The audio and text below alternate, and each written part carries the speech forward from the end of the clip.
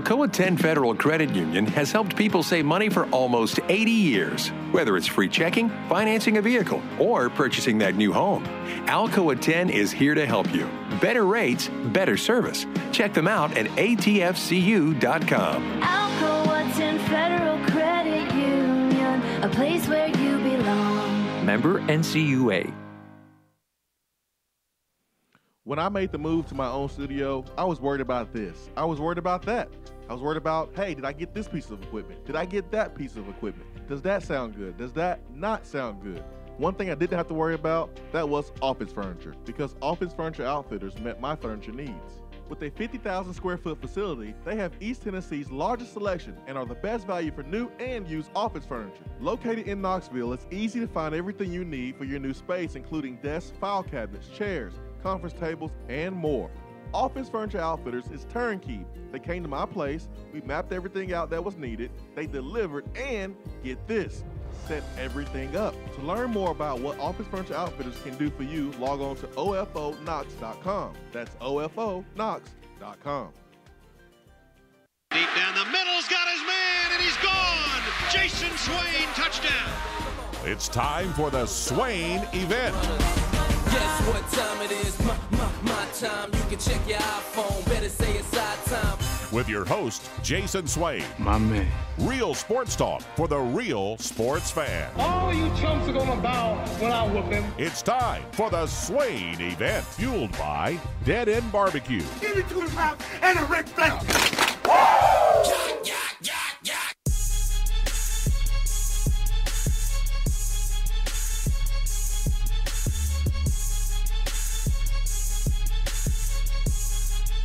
Swain Event and SwainEvent.com, fueled by Dead End BBQ, top 100 barbecue restaurant in America. Our telephone number here to the Beat Dry Waterproofing Hotline, always open for you to call in, 865-200-5503.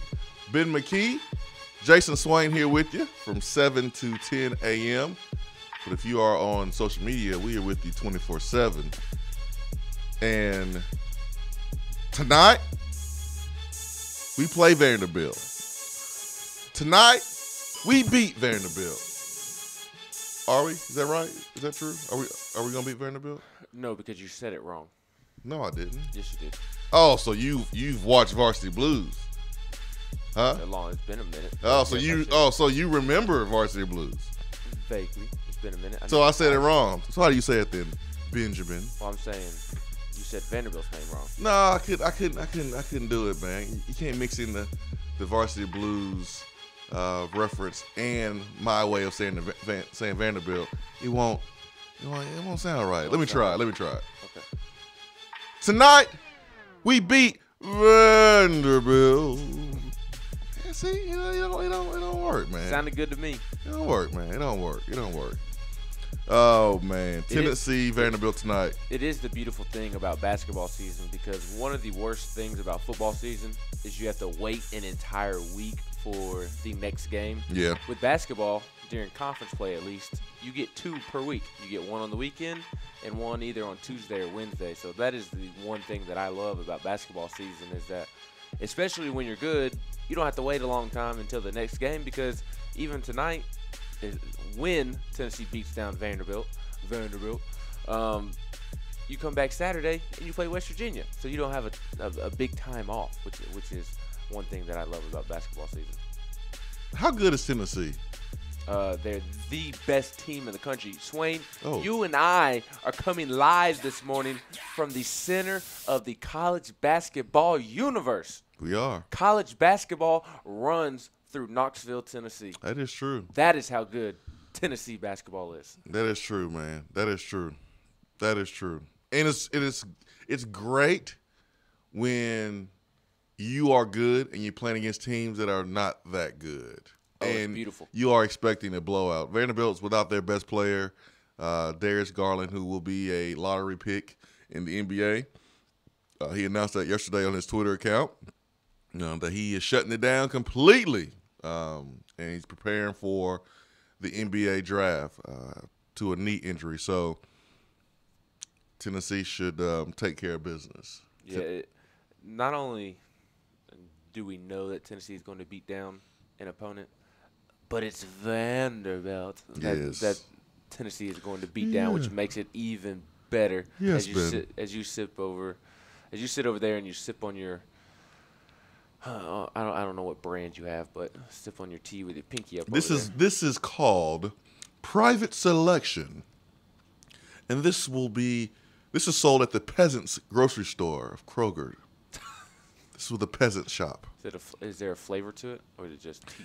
Yes, it is a flavor, and I put local honey, not the honey that you find in the little bear bottle at the store. This is real local honey in a jar with a little quarter of a lemon.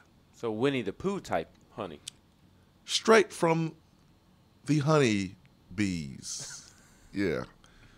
And this is a special type of tea, Benjamin. This is called Earl's Grey Black Tea.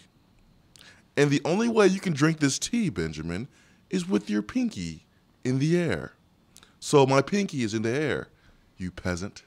You peasant. Would you like some water? No, I already had a water bottle. So yeah, this is my tea, man. I always gotta drink my tea in the morning. So I can wake up and loosen up all that mucus and stuff in the morning. So yeah. Tea wakes you up? It's hot. I guess. Yeah, I drink coffee every once in a while. Not a lot. I'm usually a tea guy. You know, power tea guy. Power tea. I like that you are drinking the tea in a power tea cup. It was clean. I do the same thing. Oh, no. I did it because it was game day. And we playing Vanderbilt. That's why I did it. Okay, yes. That's what I thought. It was dirty, and I washed it because it's game day and we playing Vanderbilt. Yeah, let's go with that because that's the only Tennessee Cup you have. Correct, it is. 865-200-5503, Dry Waterproofing Hotline. Rick Barnes talked to the media yesterday. Unfortunately, he had to address comments from Penny Hardaway. He did that, and we will get to that at some point. Rick Barnes talked about his team being number one, and he didn't shy away from it at all. He was honest, like, yeah, we talked about it. I'm sure the guys will read things, but we're going to coach the same and play the same. We expect them to play the same as they did before Tennessee was ranked number one. And you can try to downplay having that number one sign next to your name, but it is different. It's going to be different. You're going to get everyone's best effort. You're going to get more TV time. You're going to get more folks doubting you, and that could be fuel for you. That could be fuel for you, especially if you're Admiral Schofield. I'm telling you, the first thing I do in the morning is I check Admiral's likes. This is what I do. It's become a thing. My time to do that is immediately after the show. Immediately after the show. You don't start your day? No, because with Admiral's likes? No, because here's the difference. You wake up in the morning and you are at work. I wake up in the morning and because I have hair, although it is going away, I have to shower. I have to get dressed. I have to get my backpack. I have to get in my car, and then I have to drive over here. You just wake up and you come on down. So you have time to scroll through Admiral's mentions, or his likes, rather. I do not. So you wake up and you don't look at your phone? Oh, I look at the notifications that I got overnight, but I don't go to Admiral's likes and go through there. Okay. I got you. Let's start off the show with a scroll through Admiral's likes this morning. His first like was a video that Jordan Kramer tweeted out. She is a local TV reporter that covers Tennessee basketball, and she tweeted out a video of Rick Barnes speaking yesterday where he said, I hope that we taught these guys how to grow up and be good Christian guys and men. Admiral like that. Yeah, because he is part of the culture. And then you'll like this one. His next like that's right. is a kick return that started off the Super Bowl against the Colts from Devin Hester and the Bears. And then things went downhill from there. Yeah, 2007 Super Bowl. I like his third like. It is about Mariano Rivera being the first unanimous Hall of Famer. Mariano Rivera is one of my all-time favorite Yankees. It's very cool to see him be the first unanimous Hall of Famer yesterday. Then he liked Darius Garland's tweet saying that he was withdrawing from school, going to declare for the draft. And then we get to the good stuff that make you dance. Steve Watts, your friend on Twitter as of yesterday, and Volstorm, we need to screenshot this and put this into the vault of when Swain was instigating and not just making friends on Twitter. Instigating? Oh, my gosh. But Steve tweets, well, first Jimmy Dykes tweeted, yes, sir, I was there the last time Tennessee came to Memorial Gym ranked number 1. He was responding to being asked if he was on the call for tonight's game. He said yes, and I was also there the last time Tennessee came to Memorial Gym ranked number 1. And Steve Watts 12 on Twitter. You can find him. Go retweet his tweet. I feel an upset coming. And he tagged Admiral Schofield and said, you ready for some Memorial Magic, question mark, anchor emoji, downward emoji. That's a bold strategy, Cotton. Yeah, not only did he trash talk Tennessee, but he mentioned Admiral Schofield, which, if you don't know this, that motivates him. That drives him, that pushes him. The Gonzaga game, you can see where one of their players was trash talking Admiral at the free throw line. And Admiral started clapping, those shoulders started bouncing, and then he dropped 30. That's what happened. You don't trash talk Admiral Schofield if you don't want him to bust you.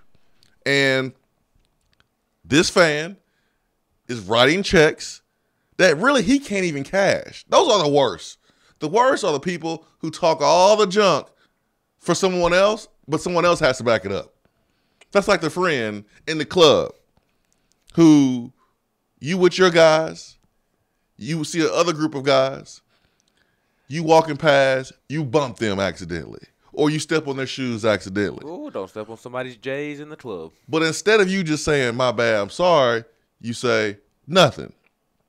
And then those guys are like, you going to say sorry? And then something happens.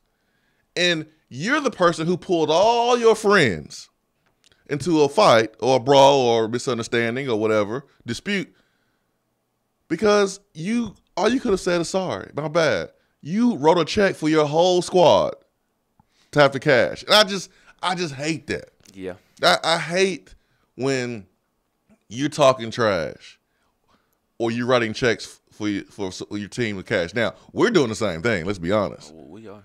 We are. We do it all the time. But our team's number 1 in the country. And our team did not lose their best player. Nope. For the season. And our team is not boo-boo in the SEC play. Nope. Our team at least won 1 game in the SEC. Our team is 5-0, whereas their team is 0-5. Correct. It is the undefeated versus the defeated. Correct. So, all I was doing was not instigating.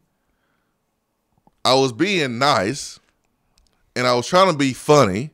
I wasn't talking trash at all. This is all I said. All I said, Ben. I said, Steve, do you know what you just did? And you at him too? And then this guy says, Memorial Magic is powerful, Jason. Nice reply, right? 2 nice replies. I asked him if he knew what he did. He responded and said, Memorial Magic is powerful, Jason. See, I had a nice reply. He had a nice reply. 1-1. Here's another nice reply. Me to him. With all due respect, sir. See, you didn't have to do that. What? Yes, I did. To let him know that I'm not coming sideways, that I'm being nice. I said, with all due respect, sir, you might want to check Admiral's likes and see what fuels him. And there's a gif of the last opponent who thought it was a good idea to trash talk him. Drop 30 versus number 1 Gonzaga. You're not helping your team, Steve. Nice tweet. And then Steve gets sideways. Here it is. It's going to feel great to beat our worst team in history, isn't it? Stick to football, Jason. Hashtag 3B. 3P. What? What'd you say? What'd you say, Steve? You want to throw some hands? Huh? What? What you talking about, Willis? What? I'm being nice, and you want to bring in football into this? Stick to football, Jason? Hashtag 3P? Oh, it got real. But see, if we're being honest, it should have ended at Memorial Magic is powerful, Jason. You didn't have to come back with all due respect, sir. See, that when you start off a sentence with all due respect, sir, bro, something bad is about to follow. From who? Me? I didn't say anything bad. Not bad, but shots are about to be thrown if you start with all due respect, sir. That means you're about to say something that you think he may not take kindly to.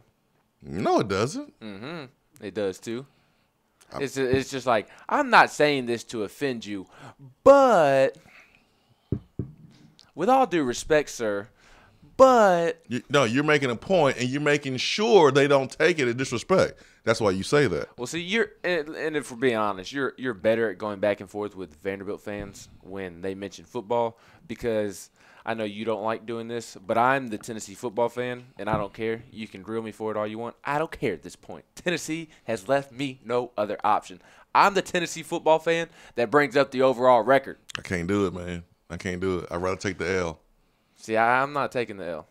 I'm not taking the L. And what's amazing is that exchange with Steve wasn't the most controversial conversation on your Twitter feed yesterday either. You over here talking about watermelon is overrated. What? Overrated. What? Overrated. Excuse me. Did I say watermelon was trash? Did I say it was bad? I said it was overrated. It's properly rated. When's the last time you ate watermelon? During the summer. It's a summer food, for me at least. Okay. So it's a food you only eat during the summer, one season. How many times did you eat watermelon last year, 2018? I don't know. Overrated. I actually eat watermelon a lot, and my mom can testify. I eat watermelon and cantaloupe all the time. All the time. Do you think popsicles are overrated? That's a summer food. Yeah. It's overrated. I actually had like 3 popsicles yesterday. Yeah. Watermelon is overrated. I didn't say I didn't like it. I just said it's overrated. Well, real quick before we move on and head to break. Move on. That's right. We've got one more tweet from Admiral that needs, well, really 2. One of them isn't really radio appropriate. Essentially a Barstool, Kentucky tweet. Yeah, he said blank Tennessee. Yes, and Admiral favorited that one. And then he also favorited another tweet from Barstool, Kentucky, saying, "We play the best team in the SEC tonight. I hope we come prepared." And the account was referring to Kentucky playing an overrated Mississippi State team last night. So, and this is a day removed from Admiral liking tweets about Auburn. So, Vol fans, we need to keep Vanderbilt in our prayers for what Admiral Schofield is about to do to them.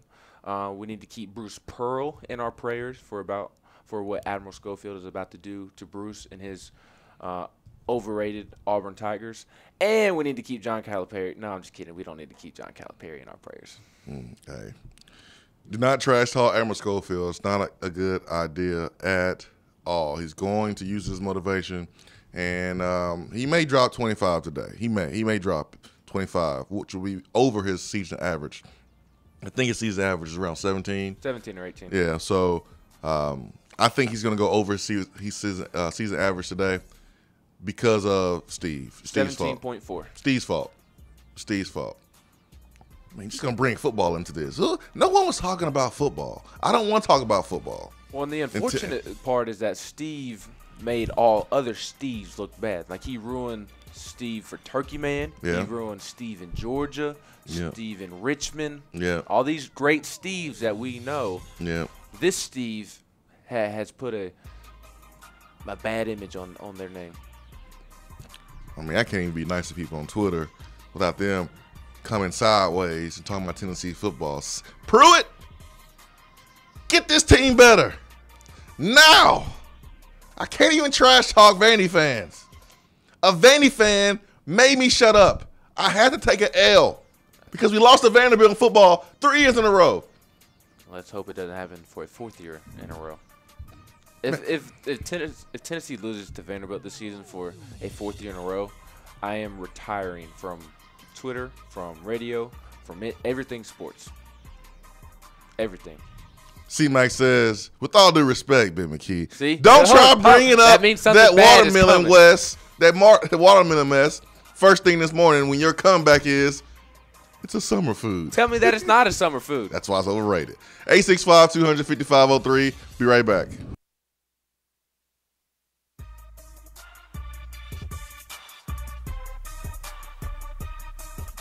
You don't have to take an L just because you can't listen to the Swain Event live. You can catch up on the podcast posted daily on the app, online, and on iTunes. Top 100 barbecue restaurant Dead End BBQ has a new slew of daily specials for the fall. Enjoy a different special meal every day, like the smokehouse stew, barbecue cheddar meatloaf, or the smoked turkey and dressing, which includes sliced smoked turkey and cornbread dressing paired with sautéed Brussels sprouts, mashed potatoes, and a side of turkey gravy. While Dead End offers a different specialty meal each day, you can get their hillbilly chili every day. There is always something new at Dead End BBQ. Located off of Sutherland Avenue, Dead End BBQ. The fall flavor search is over.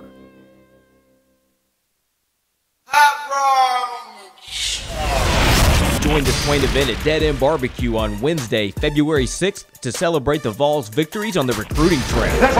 Enjoy a special barbecue breakfast and listen to Jason Swain and the guys break down each signee during the special edition of the Swain Event live from Dead End BBQ. They will be giving away t-shirts and other awesome items. Former players will be on hand as well as great guests. What better way to celebrate the 2019 signing class than enjoying some delicious barbecue and hanging out with the Swain Event? Spend National Signing Day with the Swain Event and Dead End BBQ. Do you want a custom-themed tumbler or bottle to show off your team spirit every day of the week? Well, look no further than Game Time Sidekicks. Every design has you, the fan, in mind. Their tumblers and bottles are double-walled, vacuum-insulated stainless steel, and their quality is second to none in the market. From stainless steel sippy cups to tumblers and sports bottles, Game Time Sidekicks offers something for the fan of all ages to rep their team with. They have many different logo options, so fans will have something they are proud to carry around all the time. Use promo code SWAIN at checkout to get 20% off of your entire purchase at GameTimeSidekicks.com. They also offer $5 flat rate shipping. Be sure to check out the Game Time Workshop on the website and customize your tumbler to make it one of a kind with things like your nickname, number, or initials. Game Time Sidekicks. Show your colors and carry your team. Are you looking to buy, sell, or invest in real estate? If so, then call me, Jennifer Morris with Keller Williams Realty. I take a no-nonsense approach to the real estate transaction. No fluff, just facts. Having lived and worked in the Knoxville area for 19 years, I am very familiar with the local real estate landscape and am ready to help you get the most money for your property with the least amount of hassle in the shortest amount of time. No one likes for their home to sit on the market for months at a time. If a straightforward approach to your real estate needs is what you prefer, then give me a call. Jennifer Morris with Keller Williams Realty at 865-694-5904 or email me at jennifermorris865@gmail.com.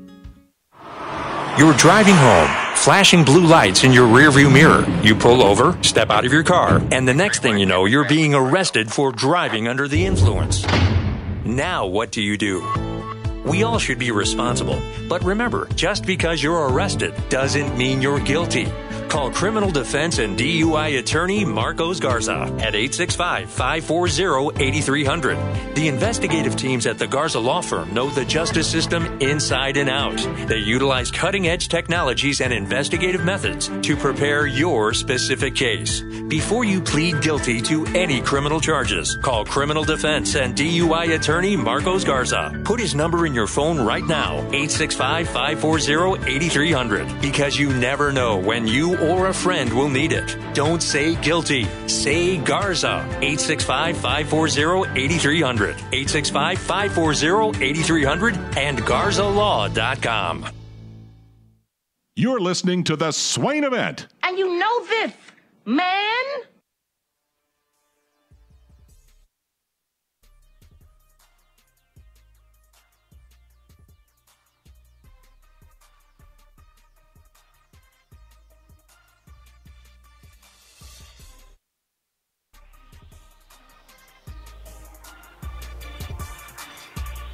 865-200-5503, B-Dry Waterproofing Hotline. Hour 1 is powered by Hiller Plumbing, Heating, Cooling, and Electrical.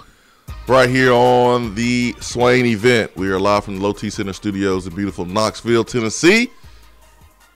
Let's go to the hotline this morning, and let's get to Turkey Man. Turkey Man, good morning. Good morning, individual. Good morning, individual. I think I have figured out the problem to all these that you're talking about today. It's these portals. These portals. The portals. My daughter and I had a little bit of time together yesterday, which was great, about 12 o'clock. And we needed a few things from the grocery store. So she pulled up to one of her favorite grocery stores and we're going to run in. And I was listening to the radio there, and she was just going to be a minute. Well, she was gone. She was gone. She was gone. She finally showed up. And I said, where in the world have you been? She said, Daddy, you would not believe what's happened. She said, I felt like I stepped into a portal that took me into a planet of just dumb people. She said it was planet Dumb Earth or something. I don't know what she said. And I said, well, what happened? Well, you know me, I like to check out at the self check. Self check deal. Yeah, and says I get and so I go up to it, and the one that's empty, which is blinking. Mm-hmm. So it's out of order. So I looked at this other one, and there's this woman there, and she had a joint, and she was smoking it. What? Yeah, and she was smoking. I said, "Do what?" In the store? Yeah. And I said, "Well, how come that nobody noticed?" I said, "I don't know." But she was talking to herself, and she's smoking the joint, and the one that was helping everybody was all messed up trying to fix this and was blinking, and the others was there. And I said, well, what happened from her? She said, then I turned, and this woman, she would take one item, and she had a basket full. She'd take one item, she put it on there. It says put it in the bag. She put it up there. She put it back in the basket. And then when it said put it in the bag, then she'd take it out of the basket, put it in the bag. Turkey Man, yes. I'm lost. Well, it gets worse. Oh, it does. It gets worse. Okay. I mean, how crazy that the whole situation's going. So this woman's doing that. And then she looked and she says, finally, I see this one guy. And I said, I've got one chance of getting one of these open so I can get out of here, because I have never seen some crazy. At midday, and these people look like they should be working, said this guy said he's checked out, and I looked, and I said, well, he's got it. Are you paid? He has a cup full of change, and he's individually putting coin in there. And I looked, and he had $57 left to pay it. He said, I finally got one. The one woman said, I want to change in midstream and go to the one that's blinking. So the woman's over there, and the other woman over there smoking a joint. So I think we've stepped in a portal, and it's talking about all these portals. We stepped in a portal of dumbs. Turkey Man, it sounds to me like you were at an Alabama Walmart yesterday. It was SEC promoted school. That uses their field name. Ah, interesting. Yeah. Well, guys, I'm glad we parked the plane, and now we got this understood. And remember, all Steves are not the same. We got you, Steve. What is that? I don't know what happened. I don't either, but... Dude, I have no clue what Steve's talking about today. To the lady that was apparently smoking a bonbon my goodness. in the grocery line in the middle of the day, you get in early for what? Like Turkey Man said, shouldn't you be working? But I guess that would explain why she's not working. 865-200-5503 is the telephone number to the B-Dry Waterproofing Hotline. Chris says, Swain and Ben, I strongly feel that y'all need to praise the men's basketball managers They're 6-0 this season. Great managers make great teams. This is correct. This is correct. Charge of all, Admiral has not shot the ball well the last 2 games. He's going to go off tonight. I'll tell you who is going to go off tonight, and that would be Mr. Jordan Bone, who in the past has scored his career high. I believe it was 24 points against Vanderbilt one year.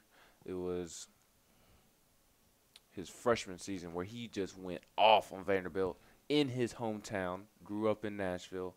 Jordan Bone is the one that will go off because this one means a little bit more to him because I'm sure he will have several family members in the crowd tonight. Yeah, he is from Nashville. The thing that I am looking forward to is how Tennessee bounces back from a defensive performance against Alabama that was not satisfactory in Rick Barnes' eyes, and a shooting performance that is definitely not up to par when you look at how well Admiral Schofield shoots the 3 ball and how well this team shoots the ball from the outside. They only made 3 shots from 3. So knowing the work ethic of this team and how they are gym rats, I anticipate these guys shooting the ball a whole lot better. I anticipate their defense to be a whole lot better as well. During the summer, Chris Lofton would come in town, wouldn't even tell you until he was already here for 2 days. I mean, what kind of friend does that? But anyways, Chris Lofton, you need to work on being a better friend to me. Chris would tell me, man, I was in the gym and these dudes were there. They was there all day. They were there all day. And he would talk about Admiral Schofield. He would talk about East Pons. He would talk about Lamonte Turner. And just knowing Admiral Schofield's work ethic, I agree with Charge of All here on the text box, who says he's going to go off tonight because he hasn't shot the ball well in the last 2 games.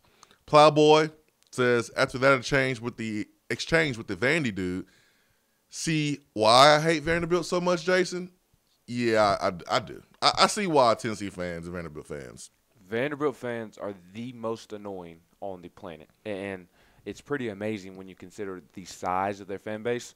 And we don't talk about it because it's in a lower tier sport, but the baseball team, obviously, they're number 1, Vanderbilt is, to start the season, and they had the worst pair of fans on the face of the planet with the Vandy Whistlers, who whistle non-stop during the game to the point where ESPN is having to come out of its booth and beg them to quit, and they won't quit. The most annoying fan base on the planet, the Vanderbilt Commodores. I mean, I see why Tennessee fans really, really, really hate Vanderbilt fans. See, I don't look at them that way. Just because as a player, Vanderbilt was always a stat game. And we did lose to them in 05. We lost a lot of teams in 05 because we were terrible. Everything about that season was terrible.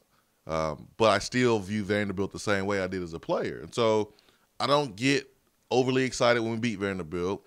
I don't walk around using #OurState. Like, I don't really like engaging in trash talk with Vanderbilt football fans because I don't feel like I need to.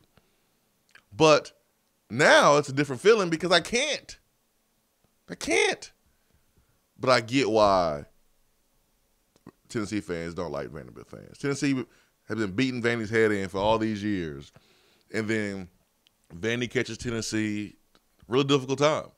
And, man, they are jawing hard. But you have to eat it. You have to take the L. Or at least I feel like you do. Some folks like to bring up the past and bring up overall record and things like that. And I like kind of living in the moment and looking at the moment. That's just me. So I'll take the L. But Pruitt, get these boys ready to go for next year. Get these boys ready to go. And if we win against Vanderbilt, I'm not going to talk trash. It's what you're supposed to do. You're supposed to beat Vanderbilt.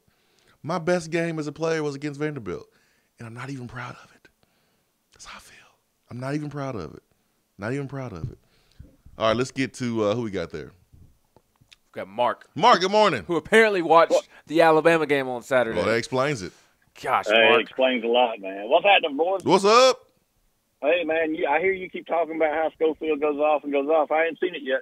but hopefully I see it this week. Well, Bama didn't talk a lot. I didn't see any Alabama fans mentioning Schofield in their tweets. Just a little trash talk. Admiral likes direct trash talk, like the Gonzaga player. That's what happens. Let's go with that. Well, maybe I just need to start trolling him from every team that we play. I just have to send him something. Yeah, maybe you need to create a burner account. I think you should. Mark's not on Twitter, so Tennessee plays Vanderbilt tonight. So what you need to do after this phone call is you need to create a Twitter account where you're posing as a Vanderbilt fan and tweet at Admiral, get them all riled up, and then following tonight's win, you need to go create an account and pretend to be a West Virginia fan. That way he'll be ready to play on Saturday against the Mountaineers. I think I can do that for us. I'll take one for the team. I can do that. Hey, man, I got something else for you, though. Swaino, every conversation where I'm about to throw some shade at somebody, I start with no disrespect or something like that. So, yeah, I can see the guy coming back at you. Oh, man. I mean, when you say, hey, I'm not trying to be mean, what if – let me give you an example. Don't take this wrong. I'm about to put you in your place. Wait, let me give you an example. What if you at work, okay, and it's early in the morning, and someone comes up to you, and they want to tell you something, but they don't want everybody else to know. So they want to tell you a secret, okay? They want to lower their voice, but they forgot to brush their teeth this morning, and their breath is funky. I'm going to tell them. Well, I mean, how are you going to say it, Mark? Are you going to say... I'm going to say your breath stinks. You going to say... You had a bowl for breakfast. But come on, man. You got to say, hey, I'm not trying to be mean here, but your breath stinks. I mean, you got to preface it a little bit. You got to soften it up a little bit, right? You ain't got to soften that up. You just say, hey, well, that's what I tried to do. That's what I tried to do, Mark. I tried to soften it up. I tried to soften it up. Straight at him. We're adults. Come straight at him. That's what I tried to do yesterday. I tried to soften it up. I'm saying, hey, with all due respect, the last time Admiral Schofield was trash talked, he went for 30. That's all I said. I was trying to be nice. Golly, man. You can't be nice to people. I guess not. You can't be nice to people. Oh, hey, I got one more thing, man. You need to tell Turkey Man to leave my wife alone when she's checking out. She got home. She was 45 minutes late from the grocery store yesterday and said some dude kept gobbling at her in the line. I don't know what's that about. But he needs to back up. Turkey Man, you heard Mark. With all due respect, Turkey Man. With all due respect, leave Mark's wife alone in the checkout line. Got you. That's all I got, boys. Go Vols, baby. See you, Mark. Mark, I've been thinking this, but I haven't said it because I didn't really want to have this conversation. But Mark does have somewhat of a point when he says, I haven't really seen Admiral go off lately because you saw – Florida fans chirping at him, and he had 14 points and struggled to get going in that basketball game. Against Alabama, he started off 2 of 12, finished with 12 points. Against Arkansas, he had 17 points, but if I remember correctly, it took him a minute to get going in that one as well. Missouri, he didn't even score in the first half, or if he did, he made one 3-point shot. He had 3 points in the first half. Didn't see Missouri fans trash talking Admiral. Then you weren't watching the game because it showed a clip. No, you were not watching the game. It was on Twitter where it was. The entire Missouri student section got out there early and were chanting at Admiral, and Admiral was over there talking to them before the game. You don't remember that? I do not remember that, Ben. And Admiral hit a 3 at the beginning of the game, and then he did not do anything until the second half. So I almost wonder if Admiral's putting too much pressure on himself to show these people up. Because he's been getting off to some slow starts of late. Hey, listen, his season average is 17. It's good. 14 ain't bad. When you have a team that 6 different players have scored 20 points or more. So I guess you look at the shooting percentage, and if the shooting percentage is not great, we can look at that being, okay, that might be a bad game for Admiral. But I am expecting a bounce-back game for Admiral Schofield, and I'm expecting Admiral to get busy. I think it's a real cool connection between Bryce Drew and Admiral Schofield because Bryce Drew was recruiting Admiral Schofield when he was at Valpo right there in Illinois. That's where Admiral Schofield is from, and Admiral, like a smart Tennessee athlete, he is a Bears fan. And so there's a connection there, and Bryce Drew is the head coach of Vanderbilt. So there's some connection. I think Abram's gonna get it done tonight. I think he's gonna go for over 20 points, to be honest. 865-200-5503, B-Dry Waterproofing Hotline. Hour 1 is powered by Happy Healer, at Happy Healer on Twitter. Guys, a guarantee made to you. Happy you'll be, or the service is free. That is what Happy Plumbing, Heating, Cooling, Electrical, that's the message they stand by. Come on out. Go to their website. If you have any problems with your AC unit, any problems with your heating, anything, cooling, plumbing, electrical, free service call with the repair. So essentially, most home service companies charge you a trip or a diagnostic fee to come out and look at your problem. Hiller, they don't do that. They do not charge any trip or diagnostic fee when you choose them to do the work. And that is an automatic savings, $69 in savings right there. We have some other companies, they nickel and dime you. They try to make money on you on the back end by and on the front end by charging you just to come out and look at your problem. That's not what Hiller does, okay? You will be happy with their service, or the service is free. Happy you will be, or the service is free. HappyHealer.com. Swain Event, we will take a quick time out. We have around the SEC coming up. We have Attaboy coming up. We have touchdown turnover coming up. We'll talk to a Vanderbilt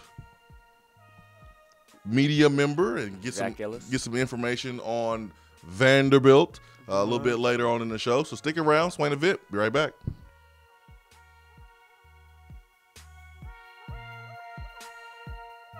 For a replay of each day's Swain Event TV, like us on Facebook. We have all made the mistake of dropping or breaking our smartphones. See? But did you know that you can have it repaired for a fraction of the cost that it takes to replace it? Well, you can, because iDrop is the area's leading mobile repair store, home of the 1 hour or less phone repair, 1 year parts warranty, and #1 customer service. Broken screens, cracked cameras, charging ports, batteries, you break it, we'll fix it. If you didn't break your phone, protect it with one of our leading accessories such as LifeProof, OtterBox, UAG, Incipico, Caseology, and Spec. Visit our West Hills location at 7115 Kingston Pike between Office Depot and Hardee's, or call 865-888-9740 and speak with our trained technicians to see how we can get your phone working today.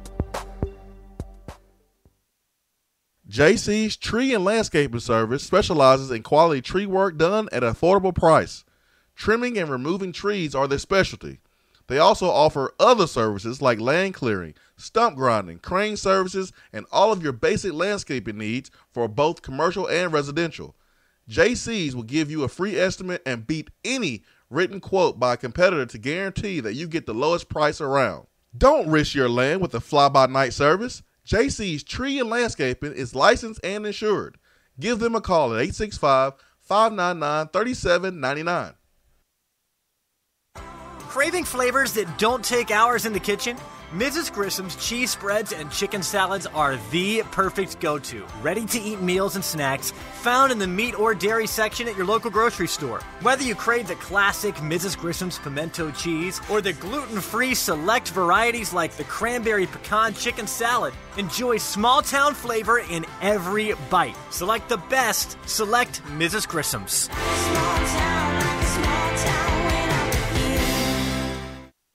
Today looks to be mostly cloudy with a high of 58, rain moving in tonight with a low of 33. There's a slight chance of snow tomorrow with a high near 41 and a low around 24. Sunny and cold on Friday with a high in the mid-30s. Weather on the Swain Event is brought to you by B-Dry. If your basement is wet or cracked, B-Dry can help.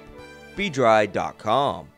Do you have sloping or uneven floors, foundation cracks, or a leaning chimney? Do your windows and doors not open properly, or are there gaps where the floor and walls meet? Don't worry, B-Dry offers approved foundation repair solutions like steel I-beams, helical piering, epoxy injections, carbon fiber applications, and more. Make sure that your home is on stable ground with B-Dry. Call them at 865-588-0454 or find them online at bdry.com.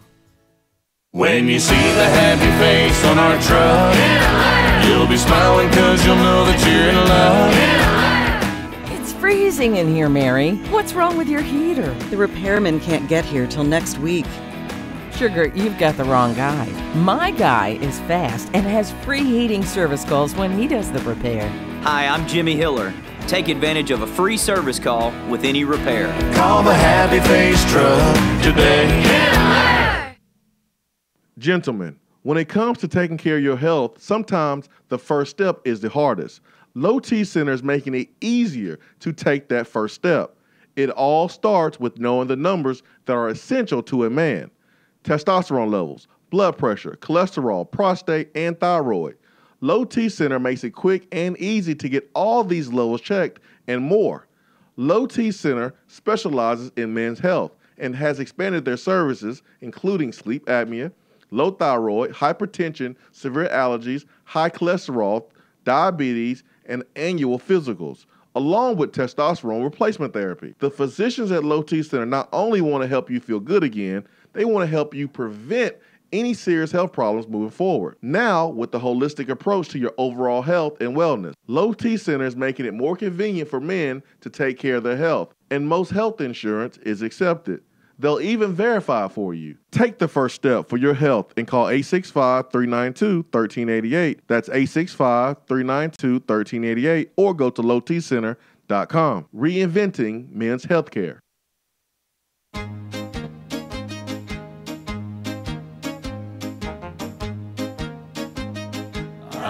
Goes your car insurance. Nobody likes surprises, so switch to Erie Rate Lock. Get a great rate that stays that way even after an accident, ticket, or inflation. In fact, it's locked until you change a car, driver, or your address.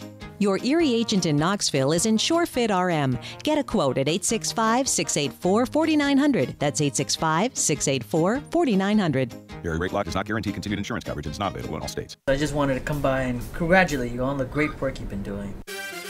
I like your style. You remind me of a young me.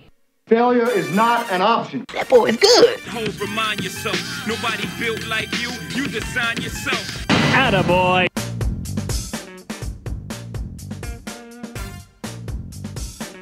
All right, ladies and gentlemen, it is time for Attaboy, where we highlight positivity. One of my favorite segments on the show. 865-200-5503, B-Dry Waterproof Hotline. Thank you to Hub City Vol fan for sending this to me yesterday. We're going to Wheeling, West Virginia, where a police officer, a police officer there in West Virginia, my goodness. You good? You want me to go real quick while you No, I got it. I'm good. Let me get my tea together. Go snap and clear. If that was watermelon flavored tea, you'd be feeling great right now. No, I'm good. All right, here we go. A police officer in Wheeling, West Virginia stopped patrolling the neighborhood for a very important meeting this week. It was a meeting with kids over a game of pickup basketball. Neighbor Leandra Bledsoe was taking a walk and came upon the scene at a local playground. She decided to film Officer Ron Moore of the Wheeling Police Department on his break, and the video has gone viral. The police officer shied away from taking too much credit, saying he does things like this because he and other police officers might be the only father figure in a child's life. Moore also said his fellow officers often do the same. So really, really, really cool as we're trying to improve police relations around the country. This is really, really cool to highlight the good things that are happening out here in the world. We understand there's still a ways to go in that area, but definitely got to highlight moments like this. Really, really, really cool. I know, kind of growing up in my neighborhood, you were kind of taught that the police, they're scary, they're bad, and you always shy away from them. And no, it shouldn't be like that at all. It's good to see police officers getting in the community and doing things like that. Really, really means a lot. And so my mother was a police officer there in the Air Force, so I always have a different perspective than others who may not have a family member as a police officer. But this is really, really, really, really cool. Yeah, there's no doubt about that. What you got, Ben? I've got two quick attaboys. First one goes, well, I'll do the one that people probably won't care a whole lot about first. I am giving Mariano Rivera, although I already mentioned it, an attaboy. I am a big Yankees fan, so anytime I get to talk about baseball in general, I'm going to take that opportunity. It's kind of like Charlie and the Preds. But Mariano Rivera, as I mentioned earlier in the show, was announced yesterday that he is officially a Hall of Famer. And not only that, but the first baseball player of all time to be a unanimous Hall of Famer, which is pretty remarkable when you consider all the ridiculous unwritten rules that the baseball writers of America have established throughout the course of baseball history. There's a lot of old folks who are get off my lawn. Nobody's good enough to be unanimously voted in on the first ballot, and Mariano Rivera was able to do that. And during his 19 seasons playing baseball, all in pinstripes, 5-time World Series champ, World Series MVP in 1999, 13-time All-Star, 3-time MLB leader in saves, and he holds the Major League Baseball record for career saves with 652. So attaboy to Mariano Rivera, one of my favorite baseball players of all time. And I also love that he wore number 42 and was the last person to wear number 42 before Major League Baseball retired it as a whole for Jackie Robinson. The other attaboy, I know it took well to Twitter yesterday because Tennessee basketball yesterday at 3:34 p.m. You know, the day before a basketball game, Tennessee basketball tweets out its preview, its game notes pertaining to the following game. And Tennessee plays Vanderbilt tonight, as we all know. ESPN2, 7 o'clock, the number 1 team in the country. Well, if you remember last season, Tennessee played at Vanderbilt, came out with the win. I believe, if I remember correctly, Tennessee had to come back and win that game. I believe they were down for a portion of it and had to go on a run late to win it. And then afterwards, a Vanderbilt fan took to Twitter and took a picture of Memorial Gymnasium and its floor, not the actual gym floor, but the concourse. And there were popcorn here, popcorn there, and just described Tennessee fans as pathetic and not cleaning up their own mess. And in the picture, there's like barely any popcorn in the picture. So Tennessee basketball, in their game preview yesterday, in their tweet said, "Get your popcorn ready," and put the popcorn emoji, and then in brackets put, "But be careful not to spill," with the little sideways smiley face. So great job of twittering Tennessee basketball. That gets an attaboy for me. I'm going to give an attagirl to Alex McDaniel on Twitter because she started a Twitter conversation yesterday that was really, really fun. And, Twitter sometimes can be really negative and toxic, especially when you talk about politics or somewhere around there. It can get toxic and make you not even want to be on the platform at all. But a real fun question that she posted yesterday or day before yesterday, it was, what's your most controversial Southern food take? Hashtag National Southern Food Day. And the responses are awesome. Grits are gross. And then everyone's like, what? Wait a minute. What? We saw one that said sweet tea is not good. Boiled peanuts is not good. That's a good one. I'm not a fan of boiled peanuts. Yeah. Here's another one that says banana pudding may be the worst dessert ever. Oh, Lord. Yeah, I'm telling you, man. Pimento cheese is garbage. I mean, these are some real controversial Southern takes here. Fried okra is tolerable, but boiled okra was created by Lucifer. Skipping the cabbage and the fried okra at reunion. Unsweet tea rules. Sweet potatoes are overrated. I mean, this was hilarious, man. Banana mayonnaise sandwiches are delicious. What? Yeah, That's a thing? Yeah. Did you know that was a thing before yesterday? No. The worst one I saw yesterday came from another radio personality in town, Will West, and he quote tweeted it and said, "You can get better barbecue in New York than in 90% of southern cities." With all due respect, sir, that is not it, Chief. Well, I don't know about that one, man. I don't know about that one.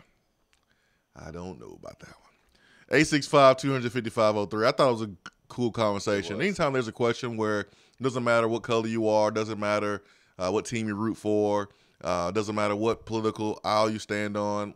I mean, you can have an opinion, and it can be right because it's your opinion. And we're all different. I think what yesterday kind of reminded us of is that we're all different. We all have different, preferences. We all had different taste buds. I think it's pretty cool. I still can't get past anyone who don't like sweet tea, but hey, that's you. That's what you do. That's what you do. That's cool. I can't control my taste buds. Hey man, that's you. That's you.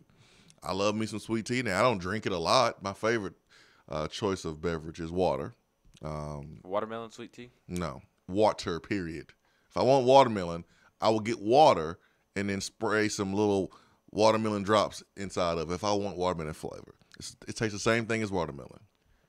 Same thing. Watermelon, 92% is water. It's like drinking water anyways. And you got to deal with those seeds. It's pointless. The seeds are very annoying. It's pointless. The seeds are annoying, and then you have to put salt on it for it to taste good. If you have to put salt on something for it to taste good, a fruit, I'm good. I'm good. Man. Earlier in the show, you said that it's not that I dislike watermelon. It's just I think it's overrated. I think it's overrated. But it sounds to me like you don't like watermelon. I'll eat watermelon, but I prefer to eat other fruits. So if I bring you a watermelon tomorrow, you'll eat it? If I'm in the mood. I don't dislike it. Like I dislike chitlins and other things like that. Like I won't eat chitlins. Don't bring chitlins to me. Don't cook them in front of me. I'm not eating chitlins. Ever. Never. Ever eating chitlins. But I'll eat watermelon. I have before. I will. But I'm not like, hey man, hey, y'all know what we need to do? We need to go to the store and get a watermelon. Come back, cut it up, and man, it'll be awesome. No. That's not how I do it. It's not that big a deal. It's overrated to me. What's your favorite fruit? Orange. I like orange. Yeah, man. You peel and go. Typical Tennessee fan. I like orange, man. You peel and go. You have to worry about a bunch of seeds. You don't have to season it. You got to season fruit before it tastes good. No, thank you. Not for me. I don't put salt in my watermelon. I eat it straight. You can have it. Then you spit your seeds at your sister. No, that's nasty. You can have it. 865-255-03, B-Dry Waterproofing Hotline. Stay with us.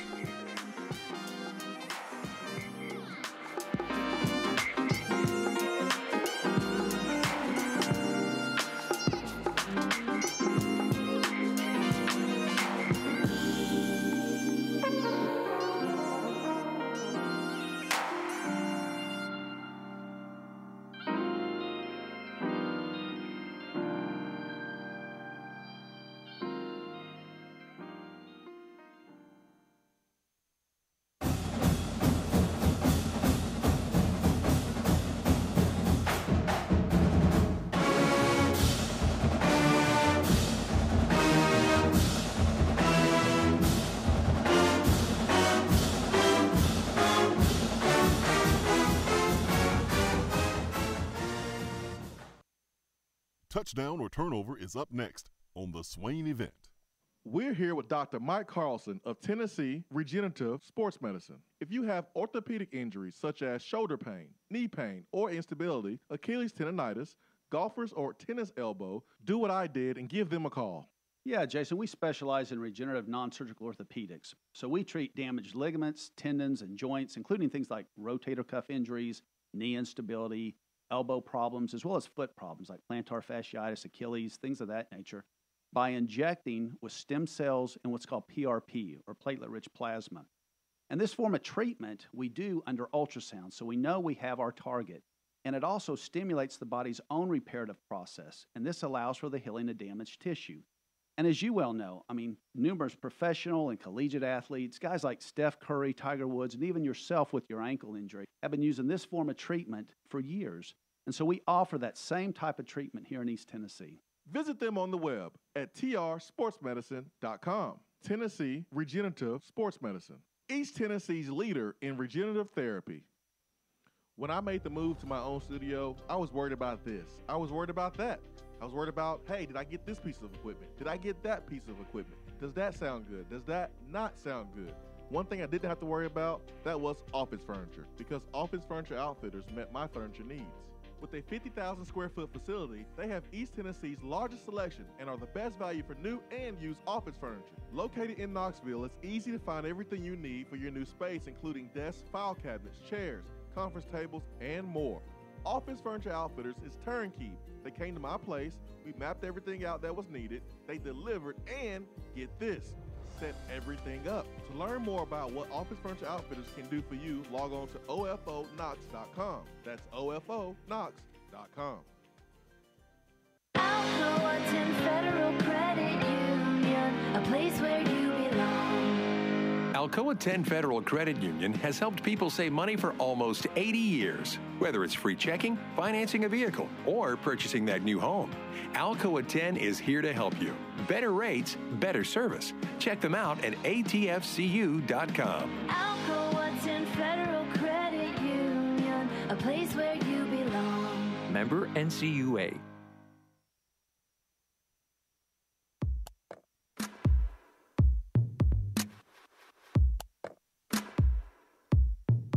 Touchdown or turnover is backed by Alcoa 10 Federal Credit Union, a place where you belong.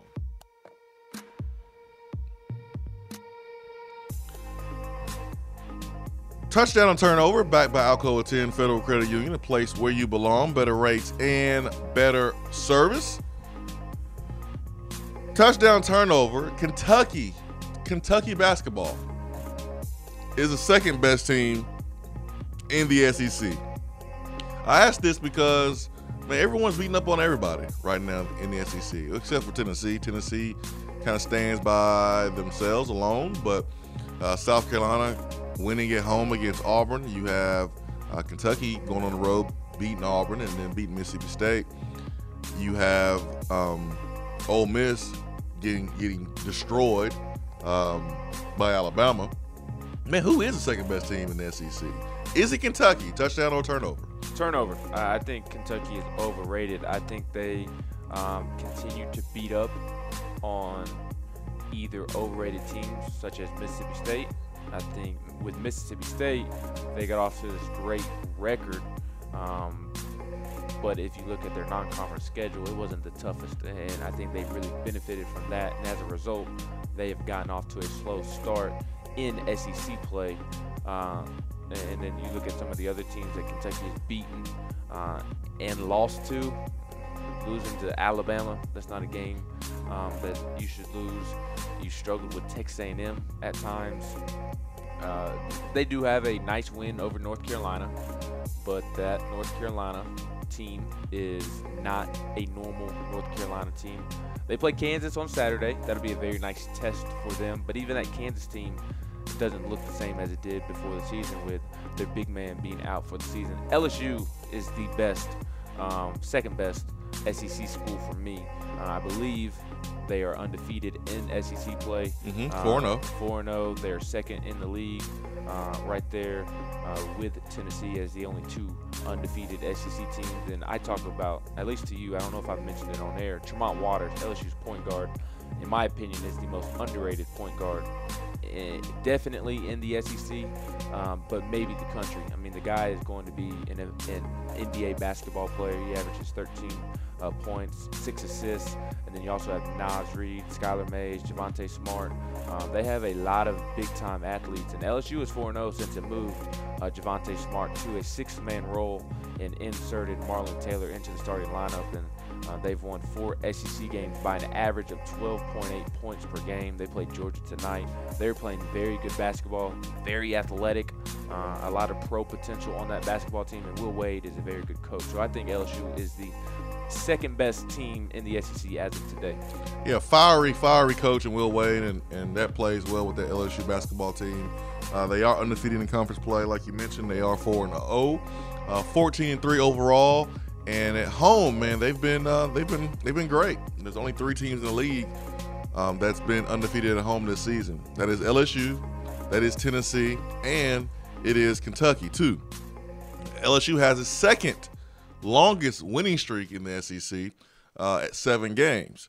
Tennessee, 12 games. Kentucky, 5 games. So Kentucky has a 5-game winning streak. LSU, 7-game winning streak. And Tennessee, 12-game winning streak. I'm going to agree with you and say touchdown today.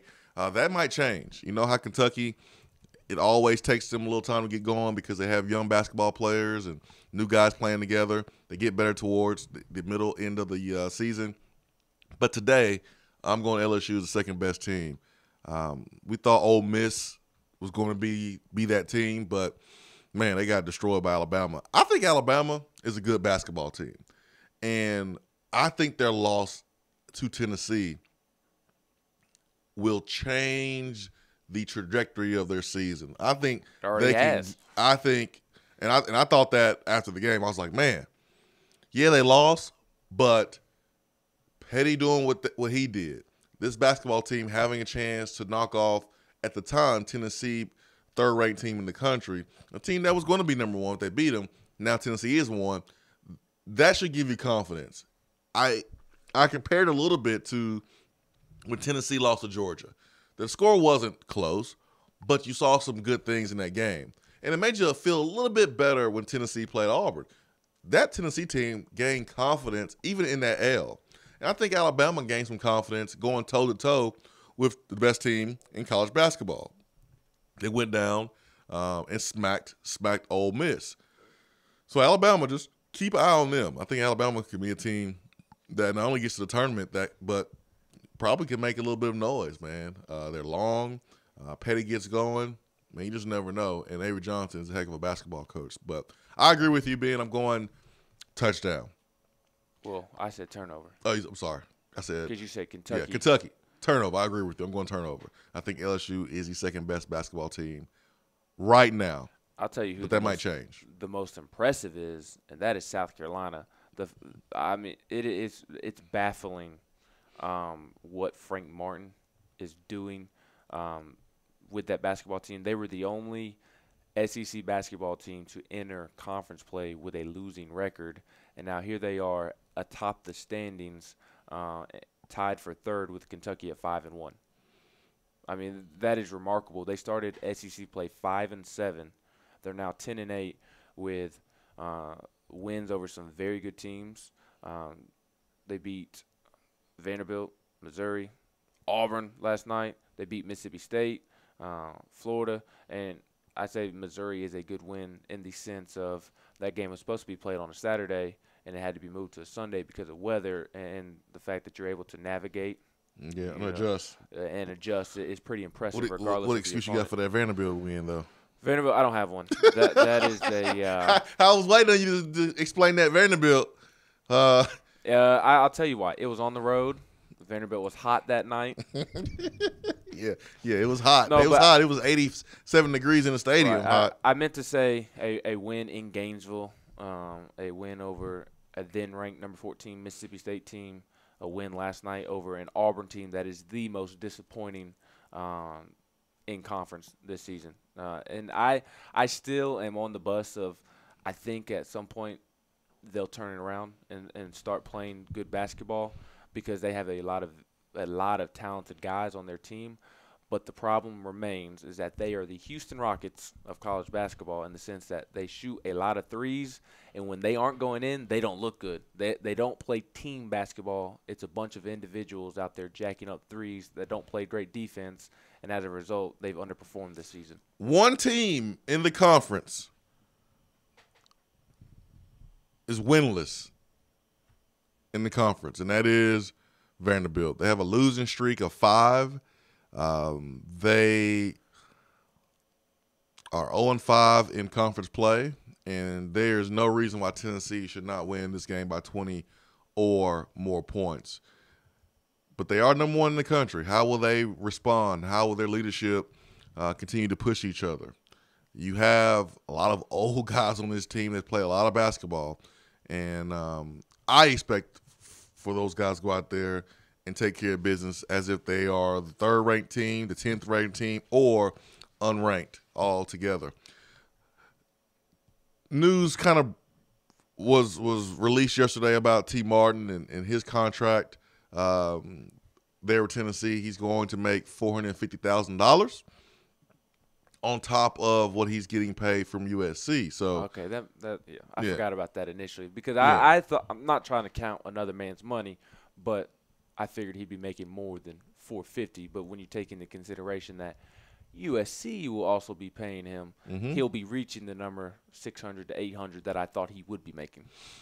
Yeah, I don't know because USC's they don't release their information, their salary, just like Vanderbilt because of the what type of institution they are. But for the first 2 years, he's going to get $450 from Tennessee, and then whatever from USC, and then the third year, Tennessee's going to have to pay him a little bit more. I don't know that number, but that is what had to be worked out before Tennessee and T. Martin came to an agreement. So before it was announced, that's why I was saying, all right, about 24 to 48 hours, we'll know where T. Martin's going to do, where he's going to go. We'll see. Because if the deal fell through, if the numbers did not make sense and Tennessee couldn't have agreed to terms with T. Martin, then you probably would have saw him at Vanderbilt, to be honest. Or Alabama as wide receiver coach. That would have been rough to stomach. Yeah, he could have been the offensive coordinator and play caller at Vanderbilt, or he could have been the wide receiver coach making a whole lot more money at Alabama. But he didn't want to do that. He wanted to be here, but he needed Tennessee to show a commitment of how they feel about him. So $450 on top of what he's getting paid for USC for the first 2 years, and then the third year, that number will change. And I don't know what that third number will be, but I don't care. He's an Orange. That is all that matters. Roles, I think that still will be determined, but pretty sure he's going to be a wide receiver coach. Pretty sure. They have not announced positions because coaches still could leave. Chris Winkie can still leave. David Johnson can still leave. Pruitt can make some changes on the offense side of the ball. He can make some changes on the defensive side of the ball. He can take a coach who is currently on the field and take him off the field to bring in another coach. I mean, that could happen. I mean, there's a lot of things that could happen with this staff. We've seen it happen with Butch Jones when he took Steve Stripling off to bring in Brady Hoke. All caps Hoke. I was about to ask you, when you said that in your mind, did you have that in all caps? Yes. When I think of Brady Hoke, I think about writing someone a text message in all caps. All caps Hoke. That's what I think about. You know, I've been meaning to tell you this, but you know, you are in the midst of searching for a new co-host, and I am the interim co-host. So I think. Oh yeah, I am searching for a new co-host. So what I think I am going to do is I'm going to pull a Brady Hoke, and how Brady Hoke was texting John Curry, asking for the head coaching job at Tennessee. Each morning when I wake up, I'm going to send you a text message in all caps saying something along the lines of, "Dadgummit, make me permanent." No, I'm kidding. I'm not going to do that. You're going to send me a text. How about you send me one? How about you send me an all caps text right now? I mean, we're just sitting right next to each other. But how about you send me an all caps text as if you are Brady Hoke and you want to be the co-host? And I didn't know I was looking for a co-host anyways. But, yeah, how about you do that? This is not going to fly, Ben. This is not going to get you the job right here. What up? Name? Nope, that's not gonna work. That's not gonna qualify you for the position at all, Ben. That I was never interested in the role anyways. I like where I'm at. I'm comfortable. I'm comfortable in my surroundings, in my setting, in my environment, in my role. I don't want the co-host role anyways. Whatever. Real quick before we move on from football or to a different topic. Yesterday, Tennessee officially announced their 10 early enrollees for the semester, and it was Chris Akporogane, Warren Burrell, Quavaris Crouch, with which they did list him as a linebacker, Tyus Fields, Eric Gray, Ramel Keaton, Jackson Lowe, Brian Maurer, Jalen McCullough, and Wanye Morris. So, officially official have the early enrollees been. They got to come in and ball. And I know you asked Austin Price a question yesterday about kind of winter conditioning and how they're adjusting to that. And I think winter conditioning is harder to adjust to than the summer conditioning. So for the players that come in June and July, it's harder to come in January and adjust. And I'll tell you why. I'll tell you why I think it's harder to come in January as opposed to in July. I'll explain. Hour 2 continues after this. Stay with us.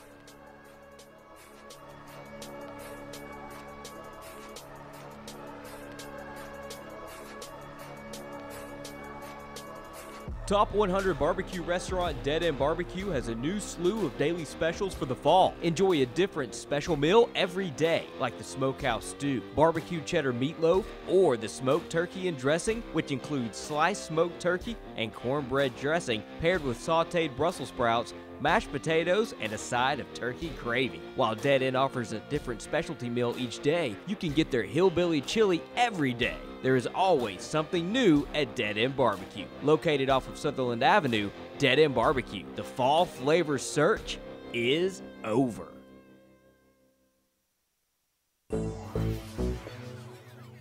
We have all made the mistake of dropping or breaking our smartphones. See? But did you know that you can have it repaired for a fraction of the cost it takes to replace it? Well, you can, because iDrop is the area's leading mobile repair store, home of the 1 hour or less phone repair, 1 year parts warranty, and #1 customer service. Broken screens, cracked cameras, charging ports, batteries, you break it, we'll fix it. If you didn't break your phone, protect it with one of our leading accessories such as LifeProof, OtterBox, UAG, Incipico, Caseology, and Spec.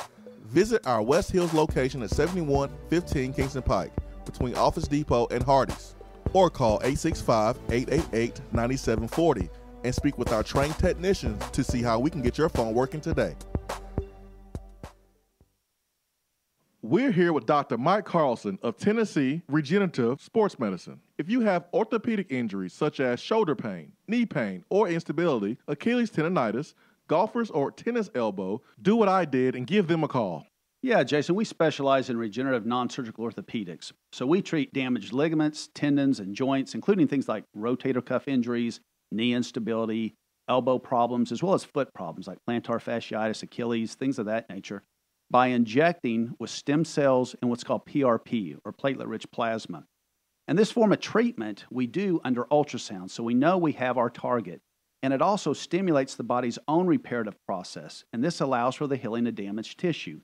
And as you well know, numerous professional and collegiate athletes, guys like Steph Curry, Tiger Woods, and even yourself with your ankle injury, have been using this form of treatment for years. And so we offer that same type of treatment here in East Tennessee. Visit them on the web at trsportsmedicine.com. Tennessee Regenerative Sports Medicine, East Tennessee's leader in regenerative therapy.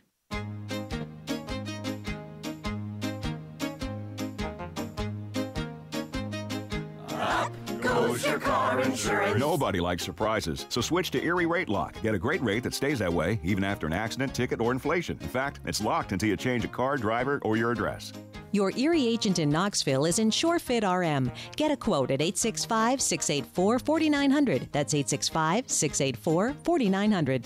Erie Rate Lock does not guarantee continued insurance coverage and is not available in all states. If you aren't following the Swain Event on Twitter, then are you even on Twitter? Hit that follow button. It's the right thing to do.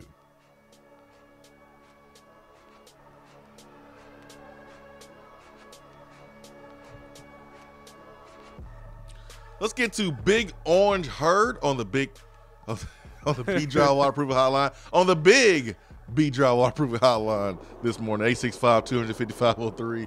Big Orange Herd, good morning. Hey, good morning, guys. How you doing? I'm good, man. How are you? Hey, doing fantastic. Good. Man, I was just calling to see if you guys, Lou Benson, you guys had heard where Kentucky women's basketball decided to honor Pat Summitt by wearing shoes with her image on it and had some our school colors on it. I thought that was incredible, man.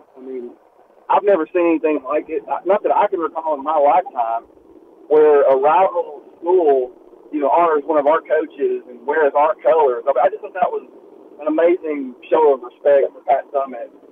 And, man, it made my night. Yeah, it was cool, man. I got the tweet right here.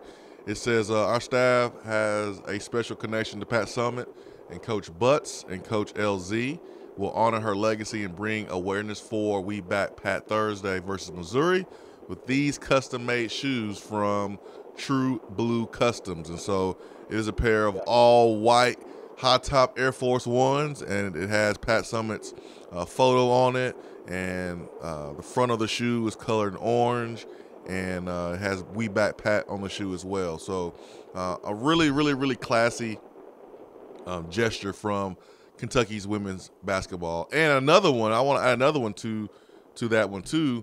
And this is a little awkward, but it is also classy.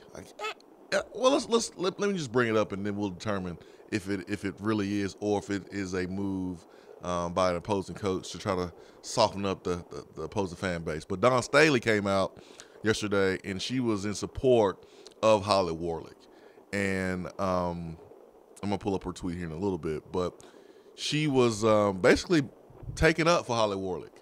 And my first thought was when Nick Saban was telling the media how great of a coach Derek Dooley was at Tennessee. And I was like, man, is she just doing this because, she's beating Holly and so she wants Holly to be there? Or she's really, really, really, really, really, really, really trying to take up for Holly Warlick? I was a little confused. Trying to pull a tweet up here, and I'll get to it here in a second. But the Kentucky Twitter account showing love to Tennessee basketball and We Back Pat week was pretty cool for sure. I thought so too. It made my night. My 12-year-old son, I went and I showed him, and I've been trying to teach him about Pat and who she was and what she stood for, what she accomplished. And I showed him that tweet. He said, Pat Summitt must have been something. I said, yes, she was. She really was. But then, yesterday, he made a comment, Jason, something to the effect of, Tennessee football fans don't necessarily have to be Tennessee basketball fans. I get it, and I agree with that. But, man, anytime I'm in Knoxville, I try to stop by Thompson Bowling and stop by Pat's statue. And as a Tennessee fan, I don't know how in the world you can't care. To me, I'm a Tennessee football fan, but I'm a Tennessee fan. I want our university to be competitive in every sport. I want us to be successful. Whether it's soccer, volleyball. Big Orange Herd, your phone's breaking out there on us, and thanks for the phone call. But yeah, for me, I'm a Tennessee fan. So I root for Tennessee basketball, I root for Tennessee football, I root for the Lady Vols, I root for the softball team. What about the rowing team? I root for the rowing team. I root for all of our sports. I can't identify with someone who roots for Tennessee football but North Carolina basketball or Duke basketball or Memphis basketball. I can't relate. I'm not going to sit here and judge you because maybe you grew up in that area and that's all you know. Maybe you knew that first. Like, it makes sense why Vol Nation and Charles likes Memphis basketball. It makes sense if someone lived in North Carolina, grew up in North Carolina, and all they saw was a good Duke team or a good North Carolina team, right, and they liked that basketball team. And as they got older, man, they liked Tennessee football. And so they like both. Like, I'm not going to tell you can't be a Tennessee football fan because you're not a Tennessee basketball fan. Bring me the Tennessee football fans. Well, I think we need as much as possible. But I'm going to read this Dawn Staley tweet from yesterday, and then we'll talk about the differences in winter conditioning, summer conditioning for these early enrollees. So Dawn Staley, head coach of South Carolina, she's a Olympian. She is a legend in her own right. She came to the defense of Holly Warlick yesterday, and here's what she said. One of my colleagues is at a point in the season where there's a lot of despair and loud rumblings of fire her or get rid of her already all over social media. No one feels as bad as she does. Show her the love Pat Summitt has given all of us and women's basketball. Hashtag Pat's love. And then she included Lady Vol Hoops.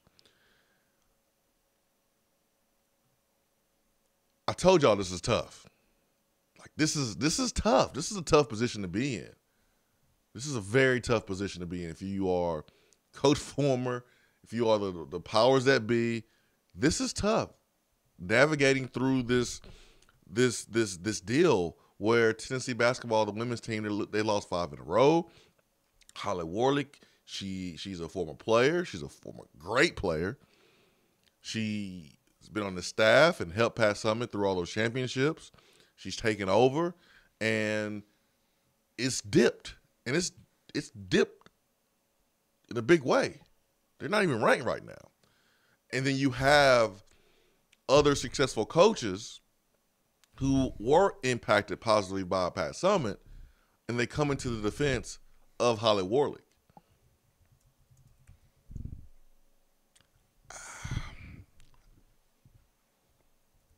Glad I'm not Coach Former. I'll just say that. I do think it, for me, when I hear that and Dawn Staley come out and support Holly Warlick, to me it's almost as, well, of course you're going to support Holly Warlick. She's not a threat to you. It's hard. Man. Although I will say, over the last couple of years, as great as South Carolina's teams have been, the Lady Vols have been knocking them off. The Lady Vols have been beating South Carolina.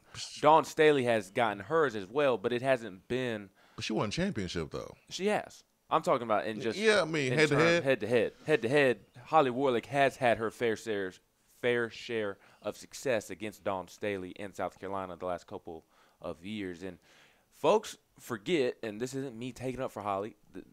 A change needs to happen at one point or another, whether it's in the middle of the season if they continue to play the way they are, or at the end of the year. A change needs to be made. I said last March or whenever it was at the conclusion of last Lady Vols basketball season that it would be a mistake for Phillip Fulmer to retain her. I said that on air, but people forget that Holly Warlick is currently, with a ton of great coaches in the SEC, the winningest SEC coach.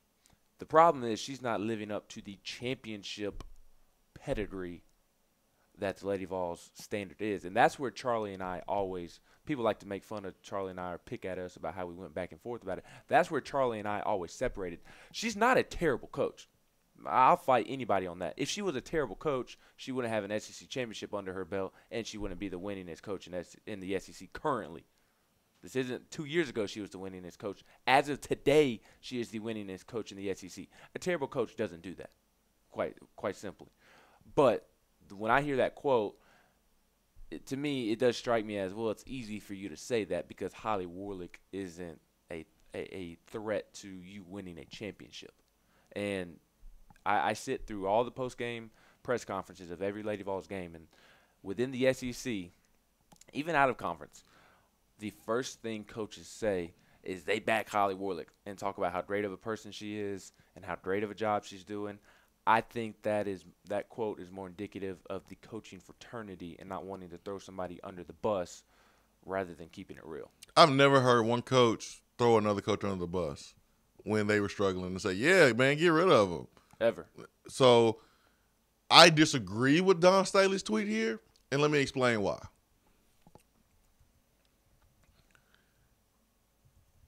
She says, one of my colleagues is at a point in the season where there's a lot of despair and loud rumblings to fire her, get rid of her, already all over social media. Let's stop. Is the loud rumblings of fire her, is it justified? Yes, it's justified because she's lost 5 games in a row. And this has been a steady decline for the last couple of years while they have recruited some of the best players in the country. That's a fair take for the fans to make. That's fair. That's fair for the fans to feel that way. Now, how you do it, that's another story. How you are voicing your displeasure, how you are saying we need to make a change. You could do it in the right way. You could do it in the wrong way. But it's fair for a Vol fan to suggest a change. That's fair. No one feels as bad as she does. I agree with that part. I agree with that sentence. But the overall tweet, I don't agree with because she goes on to say, show her the love Pat Summitt has given all of us. You can do that and still remove her as a head coach. Mm-hmm. You can show her love and how you treat her during a difficult situation. And that's what I want us to do. I do want us to show her love. But showing her love doesn't mean you allow the program to slide if you feel like it's doing that. You can show her love and still make a change. That's what I've been saying over the last few weeks is let's treat her like royalty that she is. She is a player who has a jersey retired here. She's a player, she's a person that's given her all for Tennessee as a player, as an assistant, and as a head coach. Yes, show her love, but if she's not getting the job done, then you have to remove her. You can't allow her to continue to let the program slide. That is true love. When you have to do something for the betterment of the program or for the big picture, and you have to take someone that you love and care about out of the situation. Like, you can do both. You can show her love, and you can make a change. And I'm not advocating for a change right now. I would love for her to be able to finish the season and then either her step down or Tennessee go in a different direction. I mean, I've seen the slide over the last couple of years, and it may be time. But you can do both. You can do both. You can show her love, and you can make a change. I want her to have the respect. I think there's a line that shouldn't be crossed with Holly Warlick. I think if you want to say she's not getting the job done, let's move in a different direction. That's fine. But the extra personal stuff and the insults, she at the end of the day is one of us. Mm-hmm. And if I took Vol Storm, if I took Vol Nation, if I took some of our best callers and we went to their jobs, and their jobs, they were not doing a good job, and we knew they had to be let go, we would do them right. We would be very delicate in letting them go. And that's what we need to do with Holly Warlick. We do. Like, if you have a buddy working for you and he's not getting the job done, man, you don't trash him. You still try to preserve the friendship. But you know that they can't do that job. You have to let them go because they're messing up the bigger picture. And I think that's the approach we need to take with Holly Warlick if that's what we want to do. Yeah. Just be respectful. She's one of us. She's a legend. That's all. I don't want – one thing I hate, just as a former Tennessee football player, is people that I played with, people that I played after and before – have a sour taste in their mouth about this place. I hate that. I absolutely hate it. And that's why I've always, with new coaches, if it was Derek Dooley, Lane Kiffin, Butch Jones, I haven't talked to Jeremy Pruitt, but that's why I've always tried to help the new coach bring back players who haven't been back 10 years, 15 years, 5 years, 3 years, because they've had a sour taste in their mouth. But they love this place because they gave their all. And I would hate to feel that way. Man, you put your body on the line for this place. You gave your all for Tennessee. You shouldn't have a sour taste in your mouth for the rest of your life. And I don't want Holly Warlick to have that if there's a change made. So, early enrollees that came in January, we saw some video of Kavaris Crouch. We saw Wanye Morris. There's a lot of excitement, a lot of talent coming in here. And I said before the break that coming in during the January period is a lot harder than coming in during the summer. And the reason why I said that is because winter conditioning is the hardest period. It's the hardest section of the off-season program that you're going to encounter. Because during the summer, man, your workouts can start at 6 or they can start at 11 or 9 or 1 or whatever. Depends on the strength coach. Sometimes you can have different groups during the summer. You can have a morning group, afternoon group, or a late afternoon group. We used to have 3 different groups work out in the summer. Some strength and conditioning coaches, they just have one entire group. It's the whole entire team.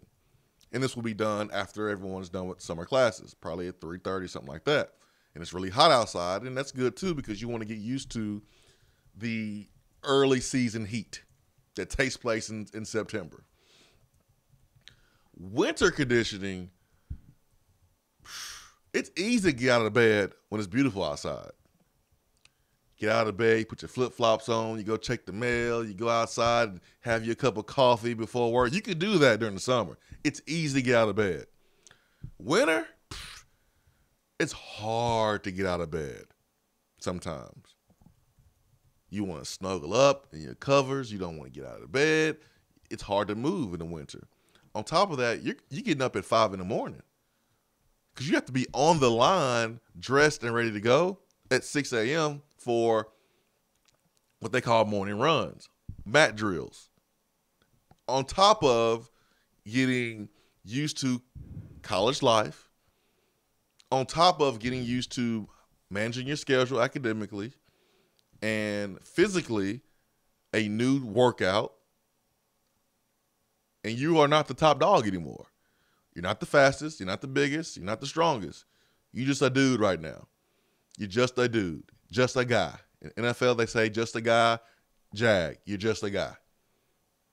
That's what you are until you prove yourself again, all over again, like you did when you were an 8th grader or a freshman on the varsity football team. You have to prove yourself. You have to do it all over again. Winter conditioning is so much harder to adjust than summer conditioning, in my opinion. In my opinion. Because of the weather. And the mat drills, the morning runs. It is tough. We'll go to the phones after this quick timeout. Swain Event, fueled by Dead End BBQ. Stay with us.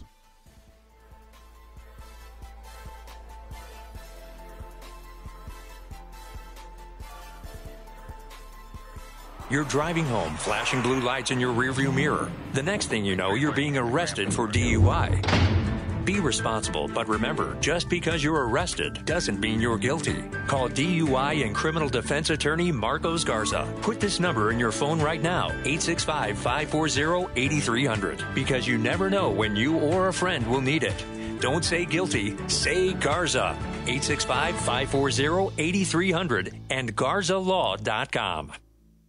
JC's Tree and Landscaping Service specializes in quality tree work done at an affordable price. Trimming and removing trees are their specialty.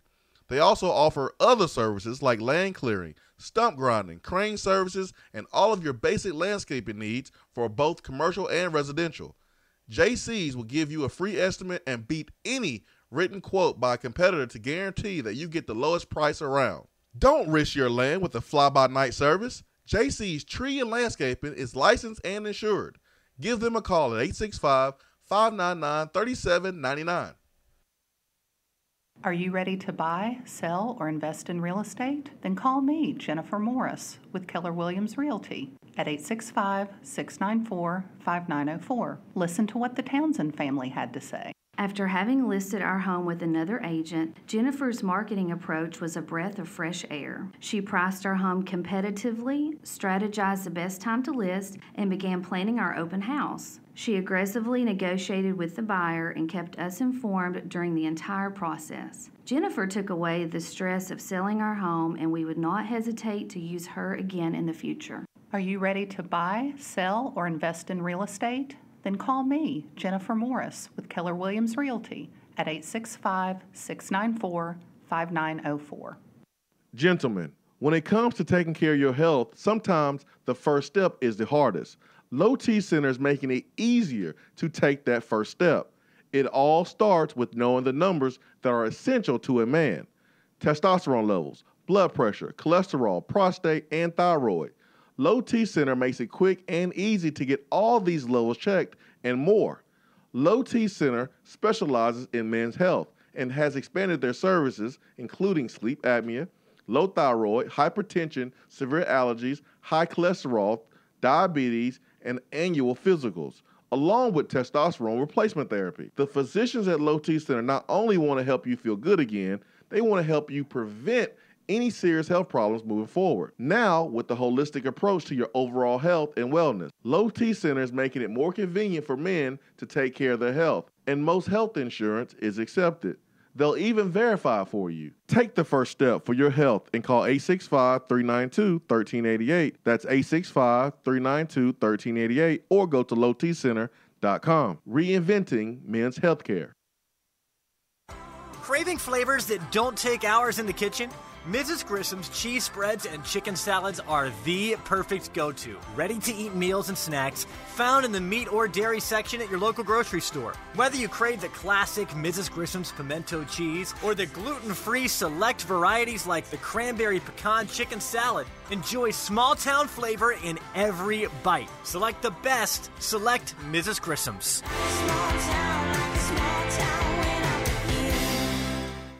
You don't have to take an L just because you can't listen to the Swain Event live. You can catch up on the podcast posted daily on the app, online, and on iTunes.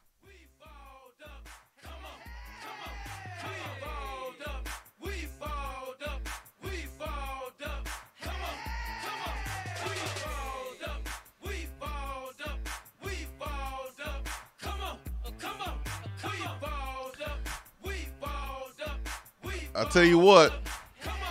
If Tennessee does not win tonight, I'm blaming the song.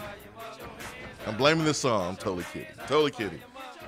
This is from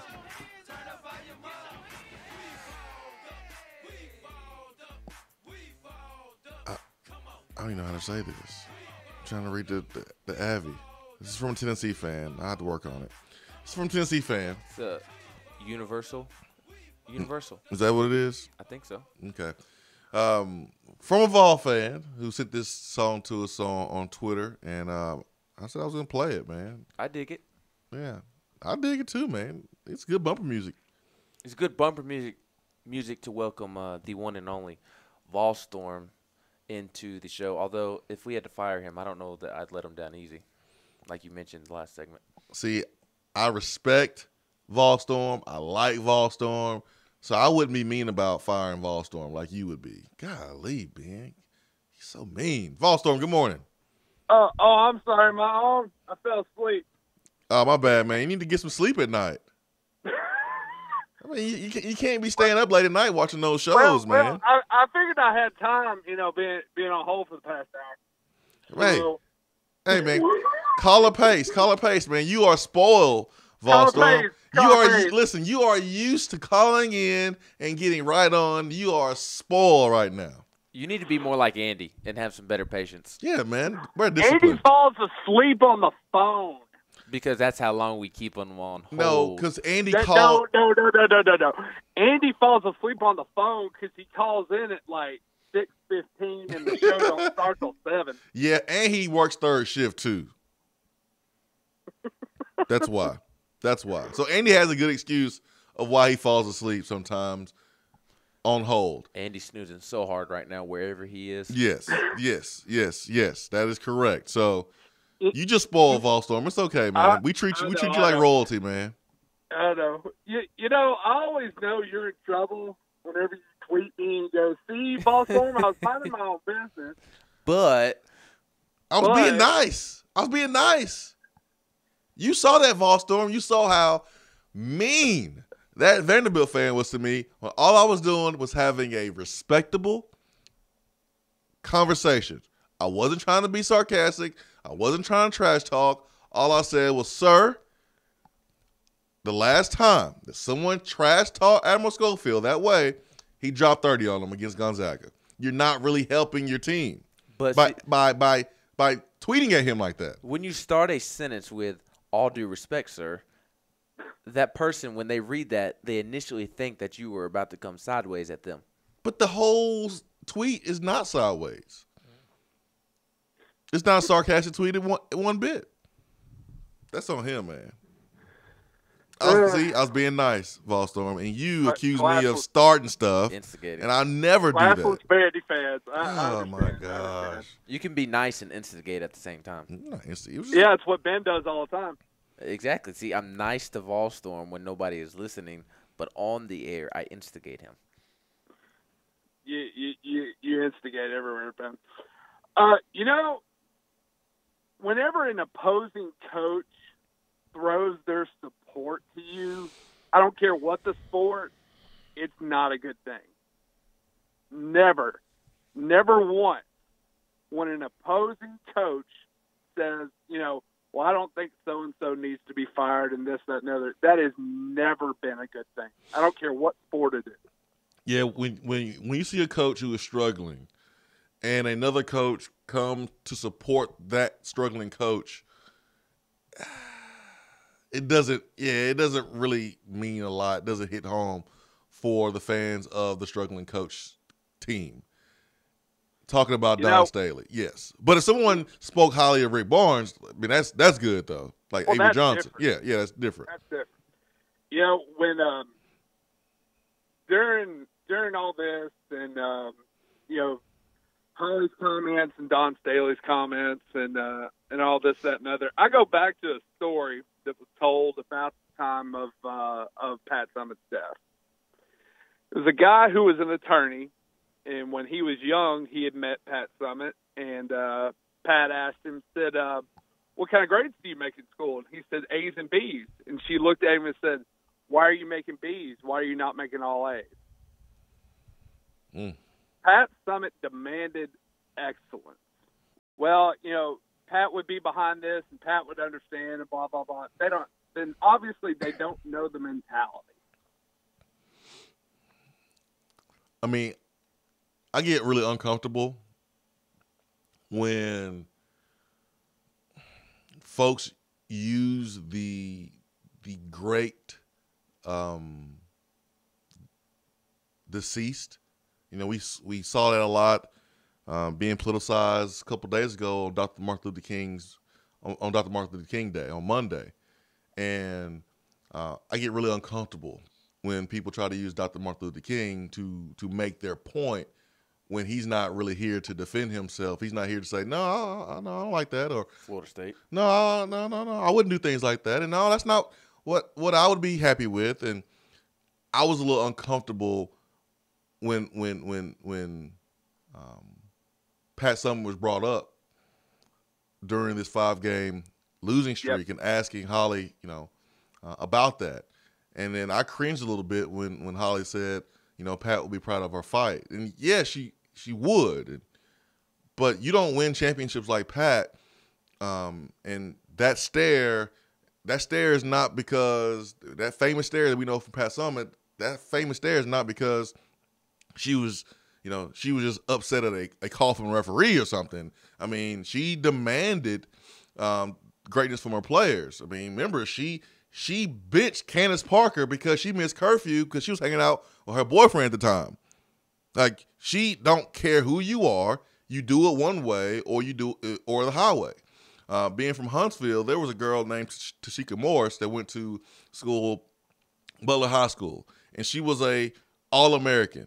McDonald's All-American, she was great. I saw that Butler High School team beat teams by 100 points. The starting 5, they all went to D1. They all got scholarship. And their best player from Butler came to Tennessee. She didn't last. She was either kicked off the team or she left. Pat Summitt was demanding. And so I always get uncomfortable. I always cringe when people are like, man, Pat would have done this, or Pat wouldn't have done this, and Pat would back, this. I cringe a little bit. I do. It's uncomfortable. Absolutely. Well, tonight Tennessee takes care of Vanderbilt, and I can't help but wonder which side is Ben actually going. Hey. And where's Volstorm? I dropped him right on his dome. You can't drop. He was finishing a point. No, he wasn't. Charlie would not do that. Charlie would not be disrespectful to our callers, Ben. Because Charlie isn't demanding like I am. I demand excellence out of our callers, and Volstorm was not bringing excellence on that phone call. Volstorm, Ben just hung up on you. I did. Right before you dissed him talking about Vanderbilt. That's not how we do things on a Swain Event, Ben. Ben. Yo. Are you acting like Antonio Brown right now? You got a little bit more airtime, and so now you're treating people bad. I showed up today, didn't I? Yeah, you showed up. Well, then how am I like Antonio But Brown? you're hanging up on callers. This is more of the Jimmy Butler in me coming out. Volstorm. I'd rather talk to Big Orange Pruitt anyways. All right, let's talk to Big Orange Pruitt. Big Orange Pruitt, good morning.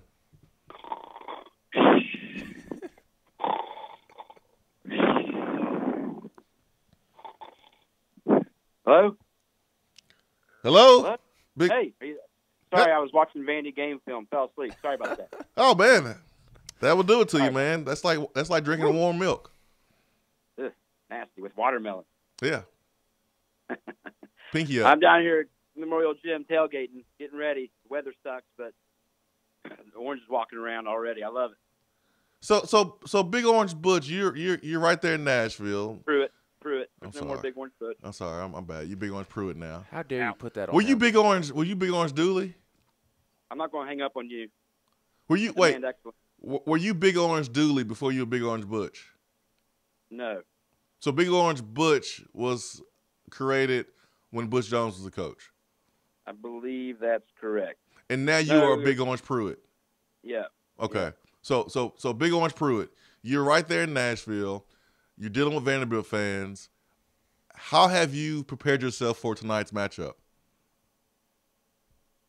Oh, man. I got a 6-pack of Tall Boy Schlit. Okay. I got my peg leg porker barbecue. Okay. And I got my chairs out, my tent up. Drop the kids off at school, go get them after school, and we go to the game. Are all the Vanderbilt fans huddled around its baseball stadium? Yeah, no, they're all going to class, like a bunch of Vanders. Gotcha. So, are you planning on having popcorn at the game? Yeah, I'm going to leave a trail too, just so I don't get lost. I can't wait to throw popcorn everywhere. So you are planning on littering at the game? Well, litter's a strong word. I don't want to pay a fine, but yes. You're going to accidentally drop some popcorn kernels? Yes. I just don't want to forget where my seat was. That is true. Because there's going to be a lot of orange in the building, and you may get lost. I mean, that is a fair point. Maybe those smart kids will white it out again, make it look orange and white. It'll be like checkering Neyland, except we're checkering Memorial. Exactly. But I don't know. The line's down to 10.5. What do you think? You think we can cover that? I do. I think we kill them. Yeah, I think we cover. I mean, that's betting on Tennessee basketball to cover, man. I think that's like free money lately. Well, Bama game was tight. Well, I ain't talking about the Bama. Well, that's Mark's fault because he was watching. Yeah, definitely Mark's fault. But Mark owes everyone money from that. I think we demoralize them tonight. Yeah. I think it's going to be a beatdown. I really do believe that. I will say, I said this yesterday, I do think that Vanderbilt comes out with a home run type effort. I really do. They're 0-5. Heck yeah, man. They're going to try to get back on track, and it is their NCAA championship game. Yeah, Tennessee's number one. Big Orange Pruitt, how would you feel if Ben hung up on you in the middle of a call? I mean, how would you take that? Not going to happen. I don't know. I'd call back and go Brady Hoke, all caps on him. Hardcore. He deserves it, man. He deserves it. I'd say warm up the dump button. Yeah, he deserves it. Or when Pruitt was talking to Drew Richmond, right there coming off the field at one play. Or how about Nick Saban talking to Tua after he threw that second interception in the national championship game? Yeah. Or Saban talking to Lane Kiffin. Or Lyle talking to the fans. True, man. All right, Big Orange Pruitt. Give him hell tonight. All right, I'm out. See y'all. See you, man. You know what's about to happen with the popcorn, right? Oh, it's going to be popcorn everywhere. Everywhere. Oh, it's going to be popcorn everywhere now. Oh. I think the way they clean it up is with like a electric blower. They just blow all the trash to one end of the arena, and they just clean it up that way. That's not what happens. How do they clean it up? There's not one person sweeps each aisle that way. There is. Really? Yes. And you want to know who it is?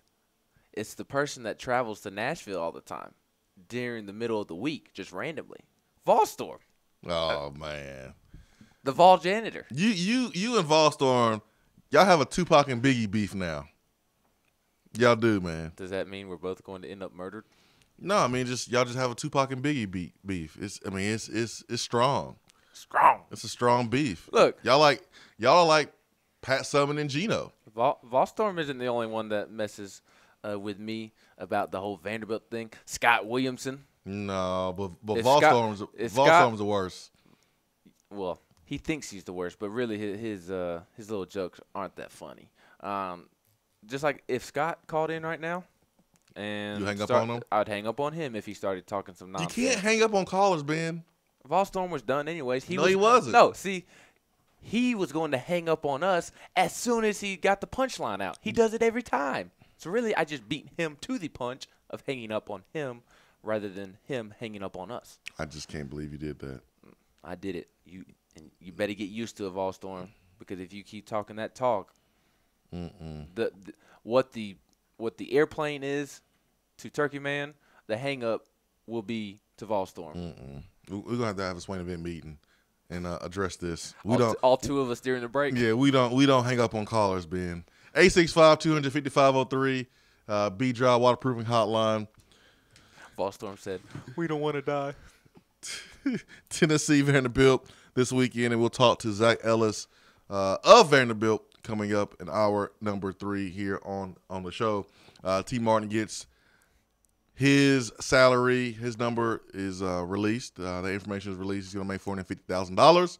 The first 2 years here at Tennessee, still going to get paid from USC. And then third year, that number will change. Still don't know his title, but I think he's going to be the associate head coach, and I think he's going to be the wide receiver coach. And if I'm wrong, I will say I'm wrong, but that's how I'm feeling today. 865-200-5503, B-Dry waterproofing hotline. I guess that would mean David Johnson, if he doesn't go elsewhere, would move to running backs coach, and then Chris Winkie either takes another job or becomes quarterbacks coach. Is how I guess that would play out in that particular situation. And it would work. It would work 100%. Benjamin on the text box. Oh, Lord. I think I blew a job interview yesterday because at one point the interviewee said I went to Vanderbilt. I blurted out, Vanderbilt, the way Swain says it. I don't have Twitter, but I thought y'all might get a chuckle about it. Keep up the good work, guys. Benjamin, I really hope you get that job. I really hope you get that job. I really do. I really do. Justin Mack says, what about the recruits, Kenny Solomon, Lance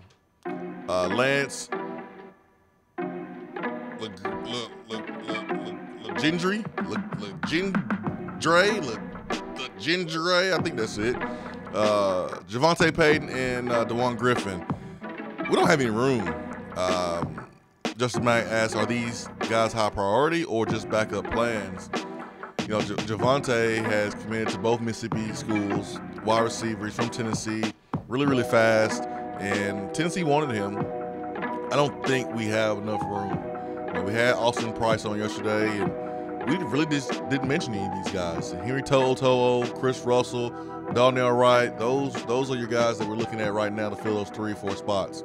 Swain Event, hour 3 coming up.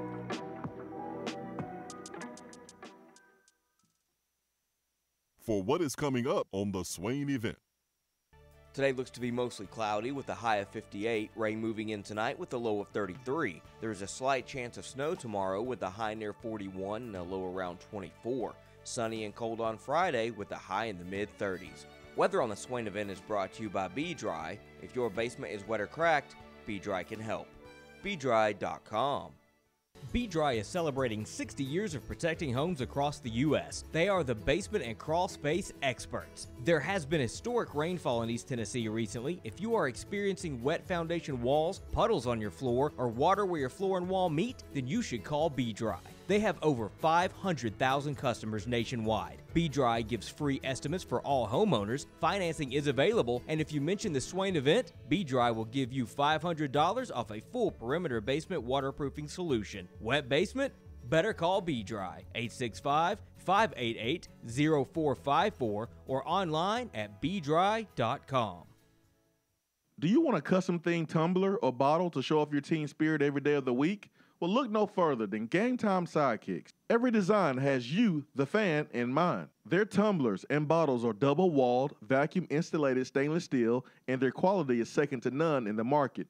From stainless steel sippy cups to tumblers and sports bottles, Game Time Sidekicks offers something for the fan of all ages to rep their team with. They have many different logo options, so fans will have something they are proud to carry around all the time. Use promo code SWAIN at checkout to get 20% off of your entire purchase at GameTimeSidekicks.com. They also offer $5 flat rate shipping. Be sure to check out the Game Time Workshop on the website and customize your tumbler to make it one of a kind with things like your nickname, number, or initials. Game Time Sidekicks. Show your colors and carry your team. We have all made the mistake of dropping or breaking our smartphones. See? But did you know that you can have it repaired for a fraction of the cost that it takes to replace it? Well, you can, because iDrop is the area's leading mobile repair store, home of the 1 hour or less phone repair, 1 year parts warranty, and #1 customer service. Broken screens, cracked cameras, charging ports, batteries, you break it, we'll fix it. If you didn't break your phone, protect it with one of our leading accessories such as LifeProof, OtterBox, UAG, Incipico, Caseology, and Spec.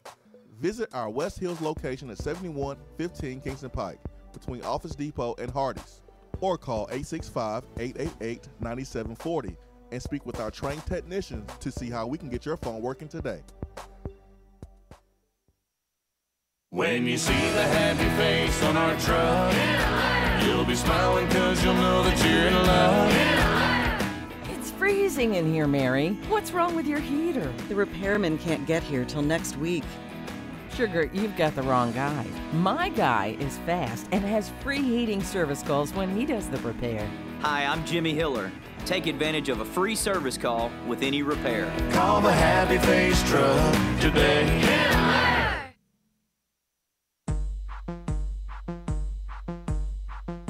Dan Mullen posing awkwardly with recruits. For what? Gators working out wearing costumes. For what? Vanderbilt making a sorority-style video. For what? Aaron Murray and David Pollock opening their mouths. For what?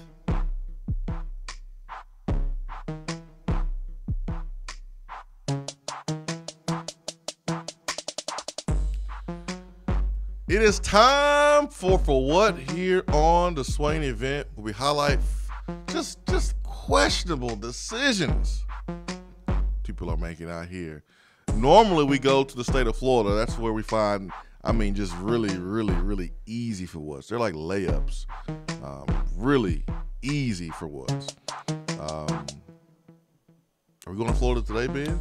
My for what for the day has already been talked about, which was the Vandy fan that you encountered last night that, for whatever reason, was tagging Admiral Schofield. Being a bully. Asking if he was ready for some Memorial Magic. What in the world are you doing, sir? So we don't have to go too in-depth. We can get to DR Vol on the phones, but that Vandy fan was on my list of for what for today.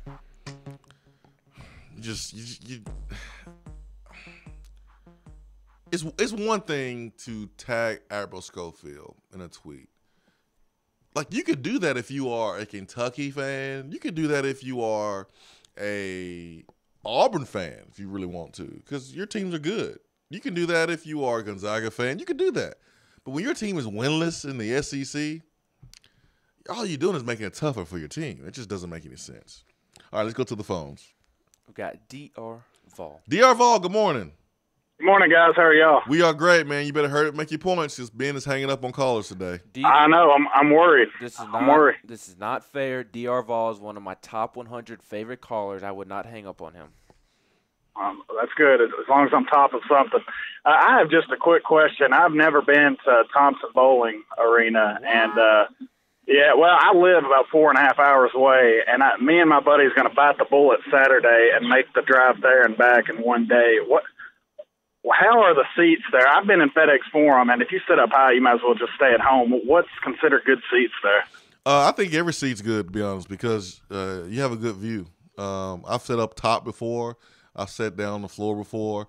I think Thompson Bowling Arena is really nicely laid out, so that way you have a good view everywhere you sit. And that's just my personal opinion. I agree. Okay, good. That's what we're looking at tickets. I saw anywhere from $42 to $326. So Yeah, I got government shut down. I ain't got my taxes back yet. I can't afford that just yet. You ain't never lied. I'm right there with you. So, and I do have a suggestion for Swain Event Plus. I think y'all should get Titans Bill and Turkey Man together to have a conversation, and all of us guess what the point of topic is. Yeah, get them together and then like video them like talking, and just video them interacting, mainly and meeting for the first time. I think that would be worth it. And mainly so we can see what Titans Bill looks like. Exactly. Or you could do the voiceover where it's dark over his face and disguising his voice. But then it would sound normal. Oh, that's true. He sound like us. But that would be a whole segment of nothing but the airplane button of the airplane landing and screeching tires. I mean, that would be a whole audio full of that. It just sound like Memphis Airport the whole time. Yes, correct. So, well, if I see y'all there, I'll give you the infamous Ben McKee gift wave. But I'll talk to y'all later, guys. See you, man. See you. I will be there. I believe Swain told me earlier in the week that daughter has a basketball game around that time, so he probably won't be there. But I will be there, and I would love to meet you. So please, I'll be over in the media section. Please come over and say hello. I would love to meet you in person. Yeah. I really wanted to go to the West Virginia game, but yeah, daughter has a basketball game, so I will be watching it on television. You know what you need to do, since you're this new AAU basketball guru of girls basketball. Oh, man, I just like basketball. And you have so many strings that you can pull. You need to get it to where your daughter is playing her game during halftime of the Tennessee game, so that way you can go to the Tennessee game and watch your daughter play. Yeah, maybe that's a good idea right there. Maybe that's a good idea. 865-250-503 B-Drive Waterproofing Hotline. Is that Vol Storm calling back? No, because I would have not put him on hold. It is Evan.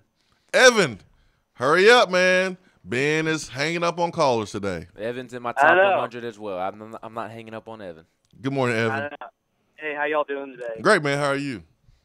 Good. I just had a slightly off-topic thing I wanted to bring up, and I'm sorry, I thought of it. I didn't know if you guys had seen this or not, but I just want to encourage you and all the listeners that if you haven't seen this video that the Paul Feinbaum show tweeted out on Monday on Martin Luther King, it's just an incredible caller from a decade ago on Martin Luther King, and just listening to it, it was just like, man, just what an incredible story that was. I don't really have anything sports related to bring up today, but I've just been thinking about that Monday. So anyway, I just wanted to bring it to y'all's attention if you haven't seen it or heard it yet. So, all right, y'all have a good day. Yeah, thank you so much, Evan. And I listened to it yesterday. Someone sent it to me in my DMs, and I listened to it. It was life-changing, to be honest.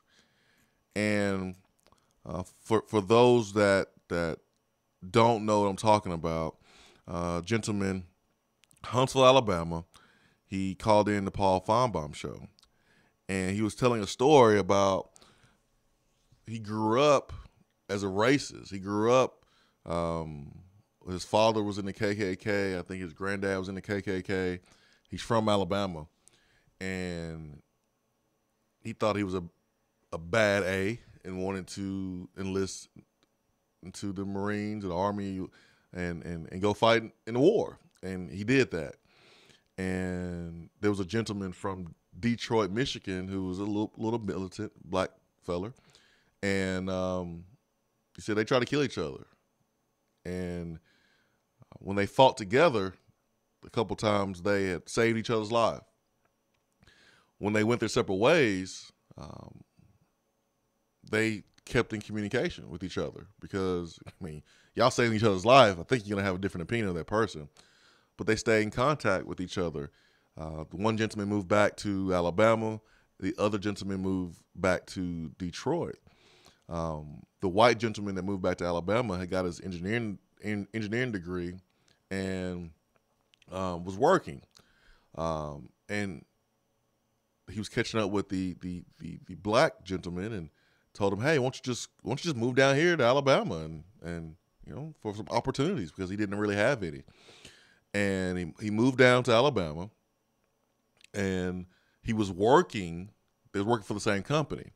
And then the white gentleman got his engineering degree and created his own company. And so the black gentleman was working for him. Well, the black gentleman also got his engineering degree and then got his master's degree. He had his own company. And then the white gentleman was working for the black gentleman. Here's where it gets really, really cool, is that the white gentleman said that he's been married to the black gentleman's sister for like 20 plus years. And they're neighbors. They live close to each other. And now, I mean, they're family members now. And just really, really, really cool. I'm trying to paraphrase it, try to summarize it for you. But it was a really, really great phone call. It's about 4 minutes. And I'll look for it here in my DMs and retweet it if you want to go back and listen to it. But yeah, it was great. It really moved me. It gave me chills. And I'm from Alabama, so I've seen it. You know, my great uncle's 90 years old. He's from Mississippi, so I've heard stories. He told me a story about how when he went to the Air Force, he was married to a young white lady. He was married before he went overseas in the Air Force. And then when he came back, he was single because the white woman's family was like, no. And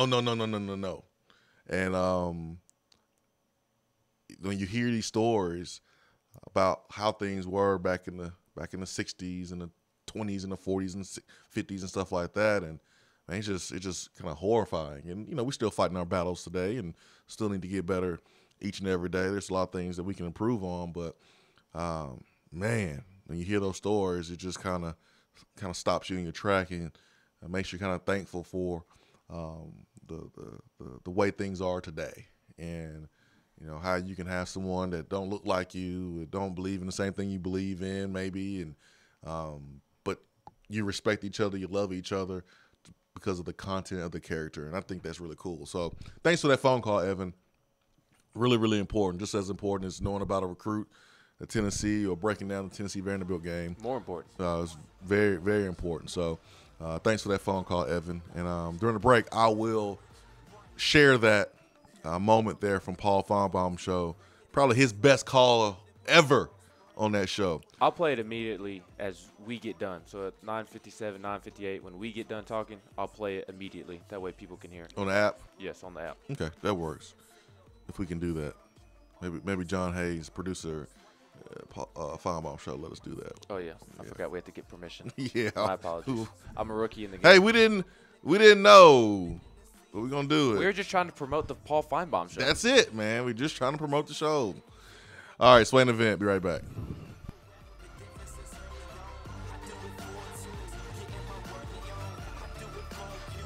You're driving home, flashing blue lights in your rearview mirror. The next thing you know, you're being arrested for DUI. Be responsible, but remember, just because you're arrested doesn't mean you're guilty. Call DUI and criminal defense attorney Marcos Garza. Put this number in your phone right now, 865-540-8300, because you never know when you or a friend will need it. Don't say guilty, say Garza. 865-540-8300 and GarzaLaw.com. JC's Tree and Landscaping Service specializes in quality tree work done at an affordable price. Trimming and removing trees are their specialty. They also offer other services like land clearing, stump grinding, crane services, and all of your basic landscaping needs for both commercial and residential. JC's will give you a free estimate and beat any written quote by a competitor to guarantee that you get the lowest price around. Don't risk your land with a fly-by-night service. JC's Tree and Landscaping is licensed and insured. Give them a call at 865-599-3799. Are you ready to buy, sell, or invest in real estate? Then call me, Jennifer Morris, with Keller Williams Realty at 865-694-5904. Listen to what the Townsend family had to say. After having listed our home with another agent, Jennifer's marketing approach was a breath of fresh air. She priced our home competitively, strategized the best time to list, and began planning our open house. She aggressively negotiated with the buyer and kept us informed during the entire process. Jennifer took away the stress of selling our home, and we would not hesitate to use her again in the future. Are you ready to buy, sell, or invest in real estate? Then call me, Jennifer Morris, with Keller Williams Realty at 865-694-5904. Gentlemen, when it comes to taking care of your health, sometimes the first step is the hardest. Low T Center is making it easier to take that first step. It all starts with knowing the numbers that are essential to a man: testosterone levels, blood pressure, cholesterol, prostate, and thyroid. Low T Center makes it quick and easy to get all these levels checked and more. Low T Center specializes in men's health and has expanded their services, including sleep apnea, low thyroid, hypertension, severe allergies, high cholesterol, diabetes, and annual physicals, along with testosterone replacement therapy. The physicians at Low T Center not only want to help you feel good again, they want to help you prevent any serious health problems moving forward. Now, with the holistic approach to your overall health and wellness, Low T Center is making it more convenient for men to take care of their health, and most health insurance is accepted. They'll even verify for you. Take the first step for your health and call 865-392-1388. That's 865-392-1388, or go to lowtcenter.com. Reinventing men's healthcare. Craving flavors that don't take hours in the kitchen? Mrs. Grissom's cheese spreads and chicken salads are the perfect go-to. Ready-to-eat meals and snacks found in the meat or dairy section at your local grocery store. Whether you crave the classic Mrs. Grissom's pimento cheese or the gluten-free select varieties like the cranberry pecan chicken salad, enjoy small-town flavor in every bite. Select the best. Select Mrs. Grissom's.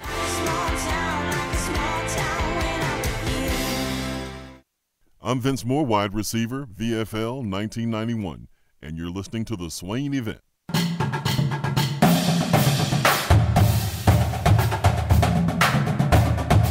Around the SEC, powered by 42nd Street Marketing, your game-winning play call for design, marketing, and branding.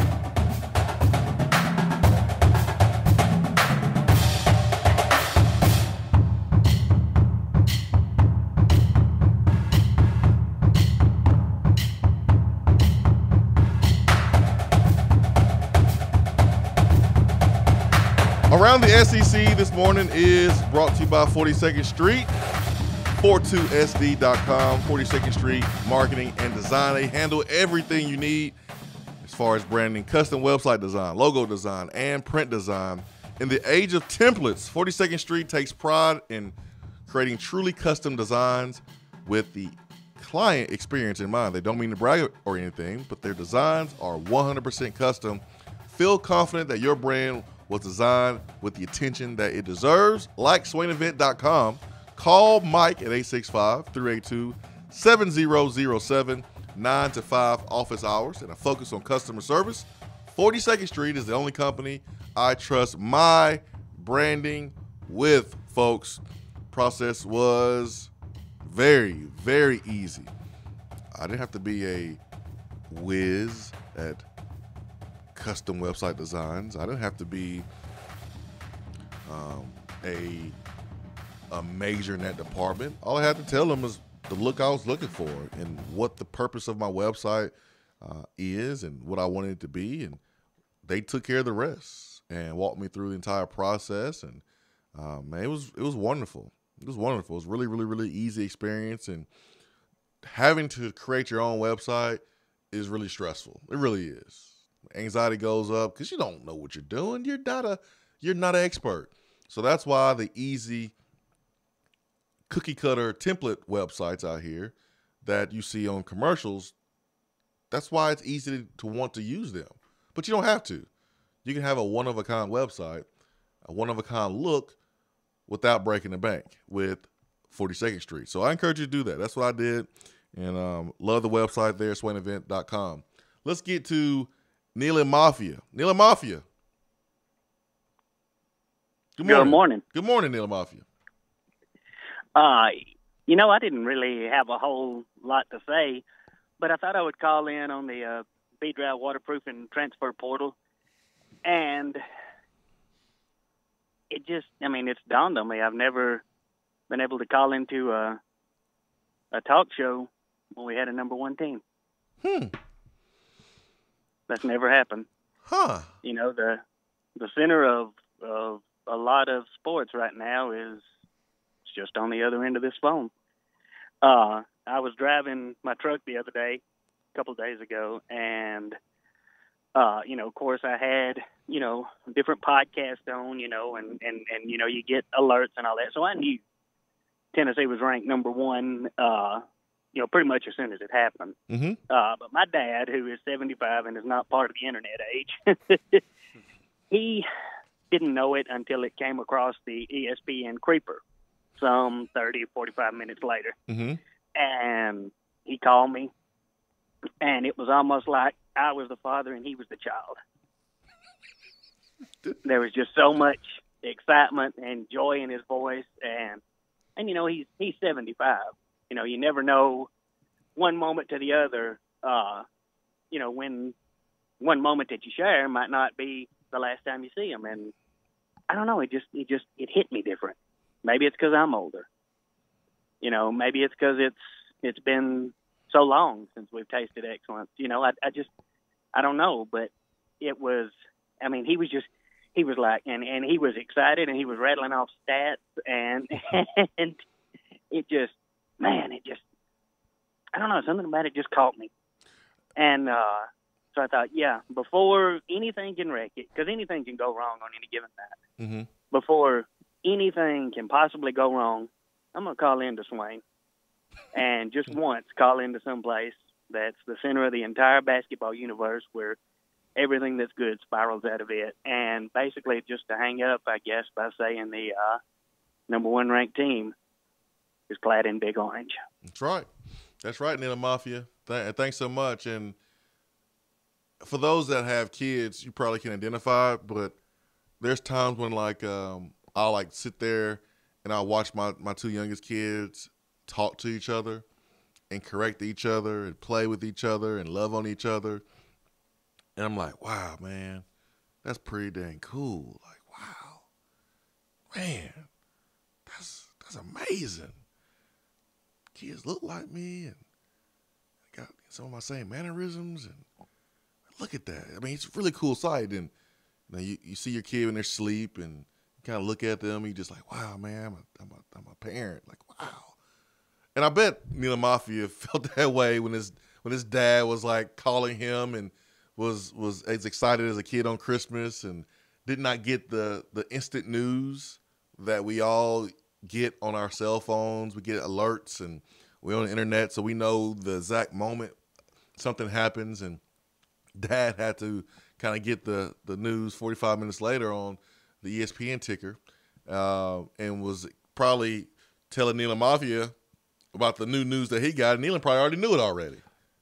Do you think Titans Bill knows that Tennessee's the number one ranked team in the country? He calls Tony's show, Basilio's show, so maybe. He said he only listens to this show and Tony's show. So it almost sounded like Titans Bill is Neil and Mafia's father. See, hey, I don't know, man. You might have something there. You might have to investigate that. No, I'm kidding. That is a very cool moment. We gonna have Titans Bill and then the Mafia on Maury. When it comes to 38 years old, Neil and Mafia, Titans Bill, you are the father. You are the father. Neil Mafia's gonna hate us, man. Neil Mafia's gonna hate us. He's never calling back again. And this was the one time he was like serious about his phone call, and we over here joking. We terrible, man. I'm sorry. You hanging up on callers, and I'm joking about that moment. Well, I ain't nothing, man. I'm terrible. I'll take the blame for that one too, because I brought it up. You sucked me in there, man.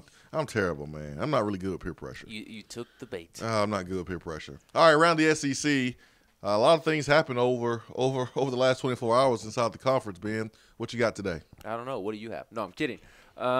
Alabama is going to be the topic of conversation the next couple of weeks, or at least within the next week or so, because Nick Saban has several positions to fill, and according to Adam Rittenberg, he filled his receivers position after Josh Gaddis left to go be the offensive coordinator at Michigan.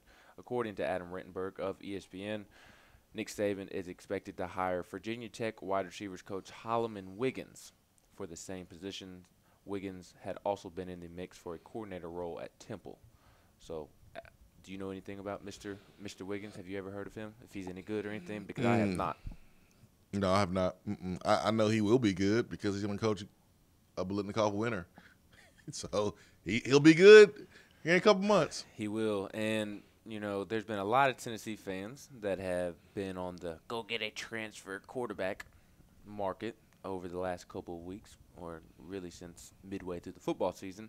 And there is a quarterback transfer on the market that is in the portal, as Turkeyman likes to say, and that is Texas A&M quarterback Nick Starkel, who headed into last season, so the 2017 season, he had won the starting quarterback job for Texas A&M, but in the season opener against UCLA, he broke his leg and missed most of the season, and then Kellen Mond took over the starting job and has not looked back since. So I don't expect Jeremy Pruitt or Tennessee to go after Nick Starkel, graduate transfer quarterback from Texas A&M, but it's an option. And then at South Carolina, which before I give you this note, this ties in. Do you know who the only player, the only athlete ever is to play in both a World Series and a Super Bowl? World Series and a Super Bowl. Is that Deion? It's Deion Sanders. It is Deion. It's prime time. Deion. And I bring that up because Deion Sanders' son, Shiloh Sanders, a 3-star corner out of Texas, has committed to South Carolina. So I thought that was very interesting that we've got a prime time, and Tennessee will be going up against prime time and his son going forward. And then the last thing I'll mention, we mentioned it earlier in the show a little bit, but this was big news in the SEC basketball world that Darius Garland is withdrawing from school to focus on the NBA draft. A former 5-star, only played 5 games this season as a freshman before he tore his meniscus and was ruled out indefinitely. And last night he tweeted that he has withdrawn from Vanderbilt to prepare for the 2019 NBA draft, saying, "Unfortunately, I suffered a season-ending injury, and after considerable deliberation with my family and medical staff, I am withdrawing from Vanderbilt this semester to prepare for the NBA draft." So Vanderbilt is 0-5 in SEC play, and their best player in years, a future lottery pick, just withdrew from school and eliminated all chance of possibly returning for one extra season in Nashville next season. So that's what I had for Around the SEC today. I like it, man. I like it. 865-255-03. When we come back from break, we will talk to Zach Ellis of Vanderbilt and discuss a little bit about this basketball game between Tennessee and the Commodores. I was seeing which version this was. Was this Swiper Boy or the Vanderbilt students? I didn't think about version that. No, this is Swiper Boy's version. Yeah, because I need to find that. Yeah, there's a former Vanderbilt student. He's probably like a doctor, someone's boss now, who put out a rap song talking about bagel bites and natty lights and studying to this beat. So yeah, that happened. 865-255-03. We'll talk to Zach Ellis there from Vanderbilt when we come back.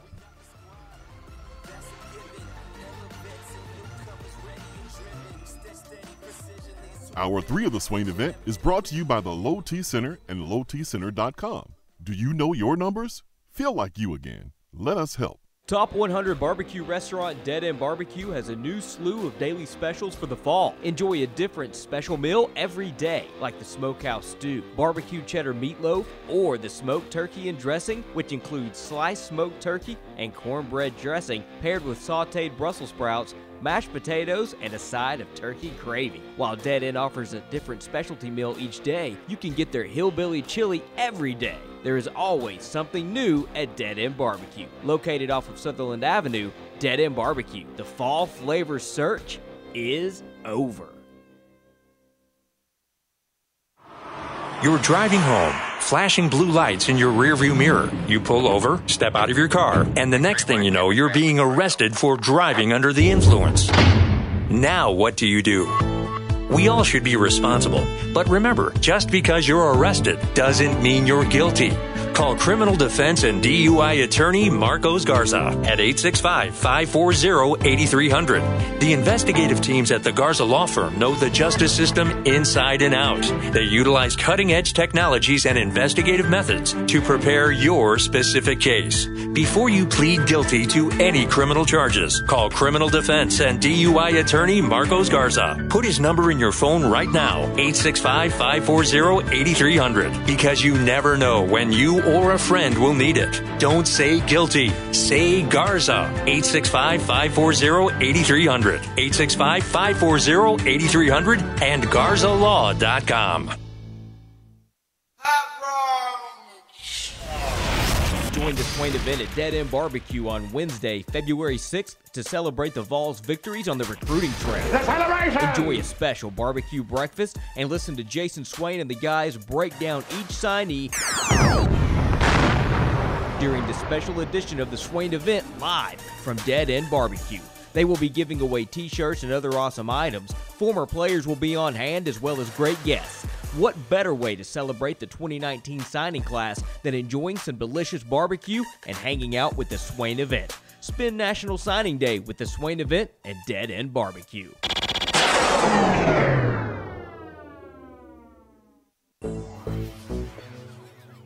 We have all made the mistake of dropping or breaking our smartphones. See? But did you know that you can have it repaired for a fraction of the cost that it takes to replace it? Well, you can, because iDrop is the area's leading mobile repair store, home of the 1 hour or less phone repair, 1 year parts warranty, and #1 customer service. Broken screens, cracked cameras, charging ports, batteries, you break it, we'll fix it. If you didn't break your phone, protect it with one of our leading accessories such as LifeProof, OtterBox, UAG, Incipico, Caseology, and Spec.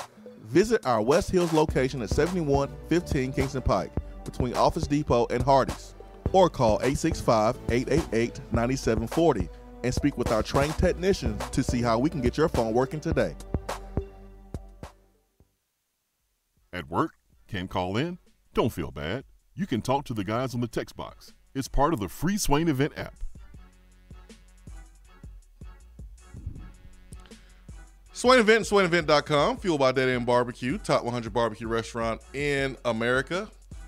It is 9:32 here in Knoxville, and we are joined now by Zach Ellis from Vanderbilt on the B-Dry Waterproofing Hotline, writer, digital media editor there for Vanderbilt Athletics, and he joins us this morning.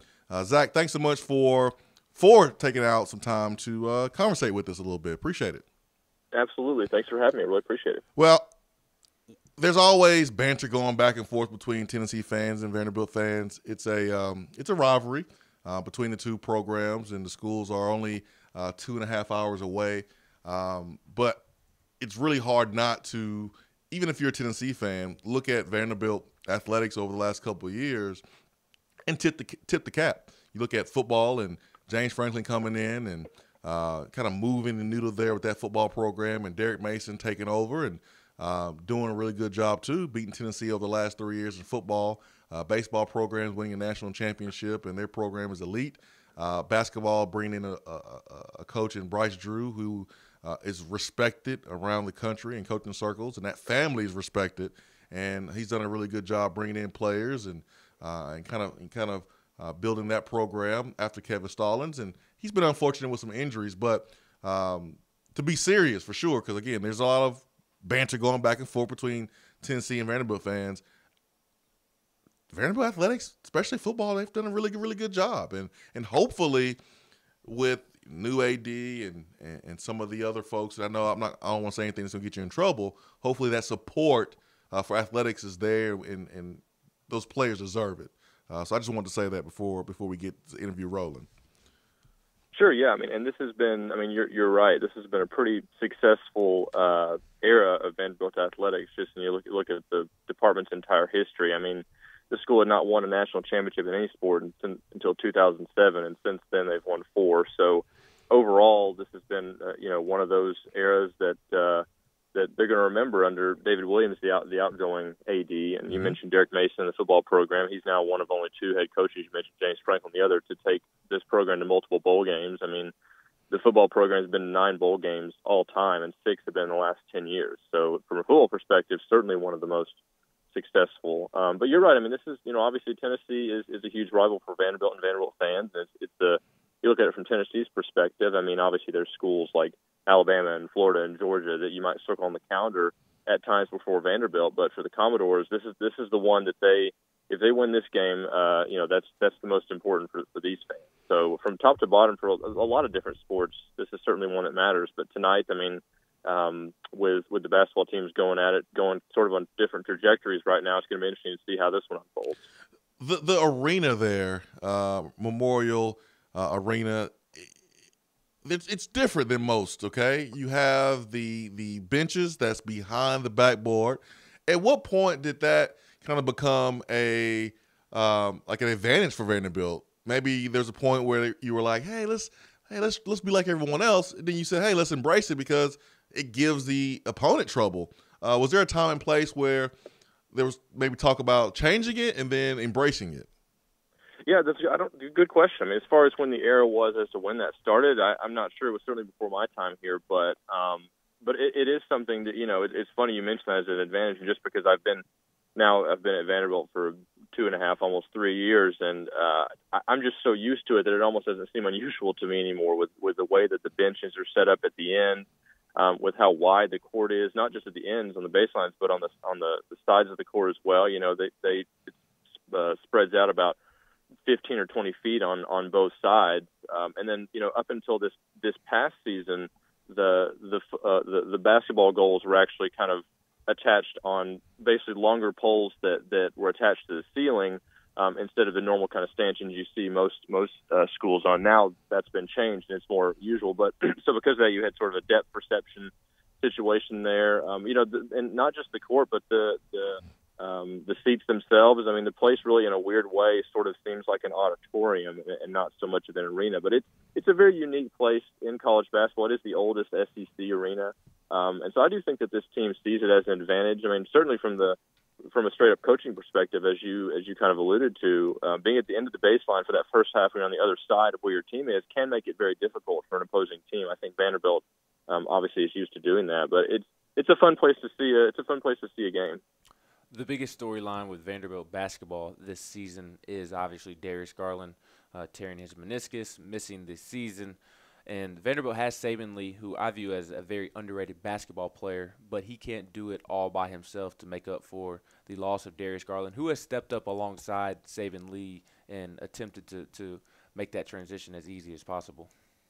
Yeah, I mean, certainly you don't want to blame everything on one injury, but it's hard to ignore the impact Darius' injury had on this team. I mean, you'll remember back in SEC media days, Vanderbilt took both Simi Shitu and Darius Garland, 2 freshmen, down. There was the first time a team had taken 2 freshmen down to media days in the event's history. And so it was very obvious that Bryce Drew and his staff were leaning all in and saying, hey, this is our future. This is the center of our team. And they really did kind of formulate their scheme and strategy around Darius. When he went down, that changed things up, particularly from Saban. You mentioned he's a great player. I think he's an all-SEC caliber type guard, but he's more suited kind of for the 2 than the 1. Now that Darius is hurt, he's kind of had to slide back over to that point guard spot. He's still pretty good at it, but I do think he's more of sort of a catch and shoot or create your own shot kind of guy than facilitating, though he can do both. But, you got Saban kind of stepping up. You've got Simi Shitu, I think, can be kind of hot and cold. He's a freshman, obviously. He was a 5-star signee. He's got a lot of talent, but there's still times where he can,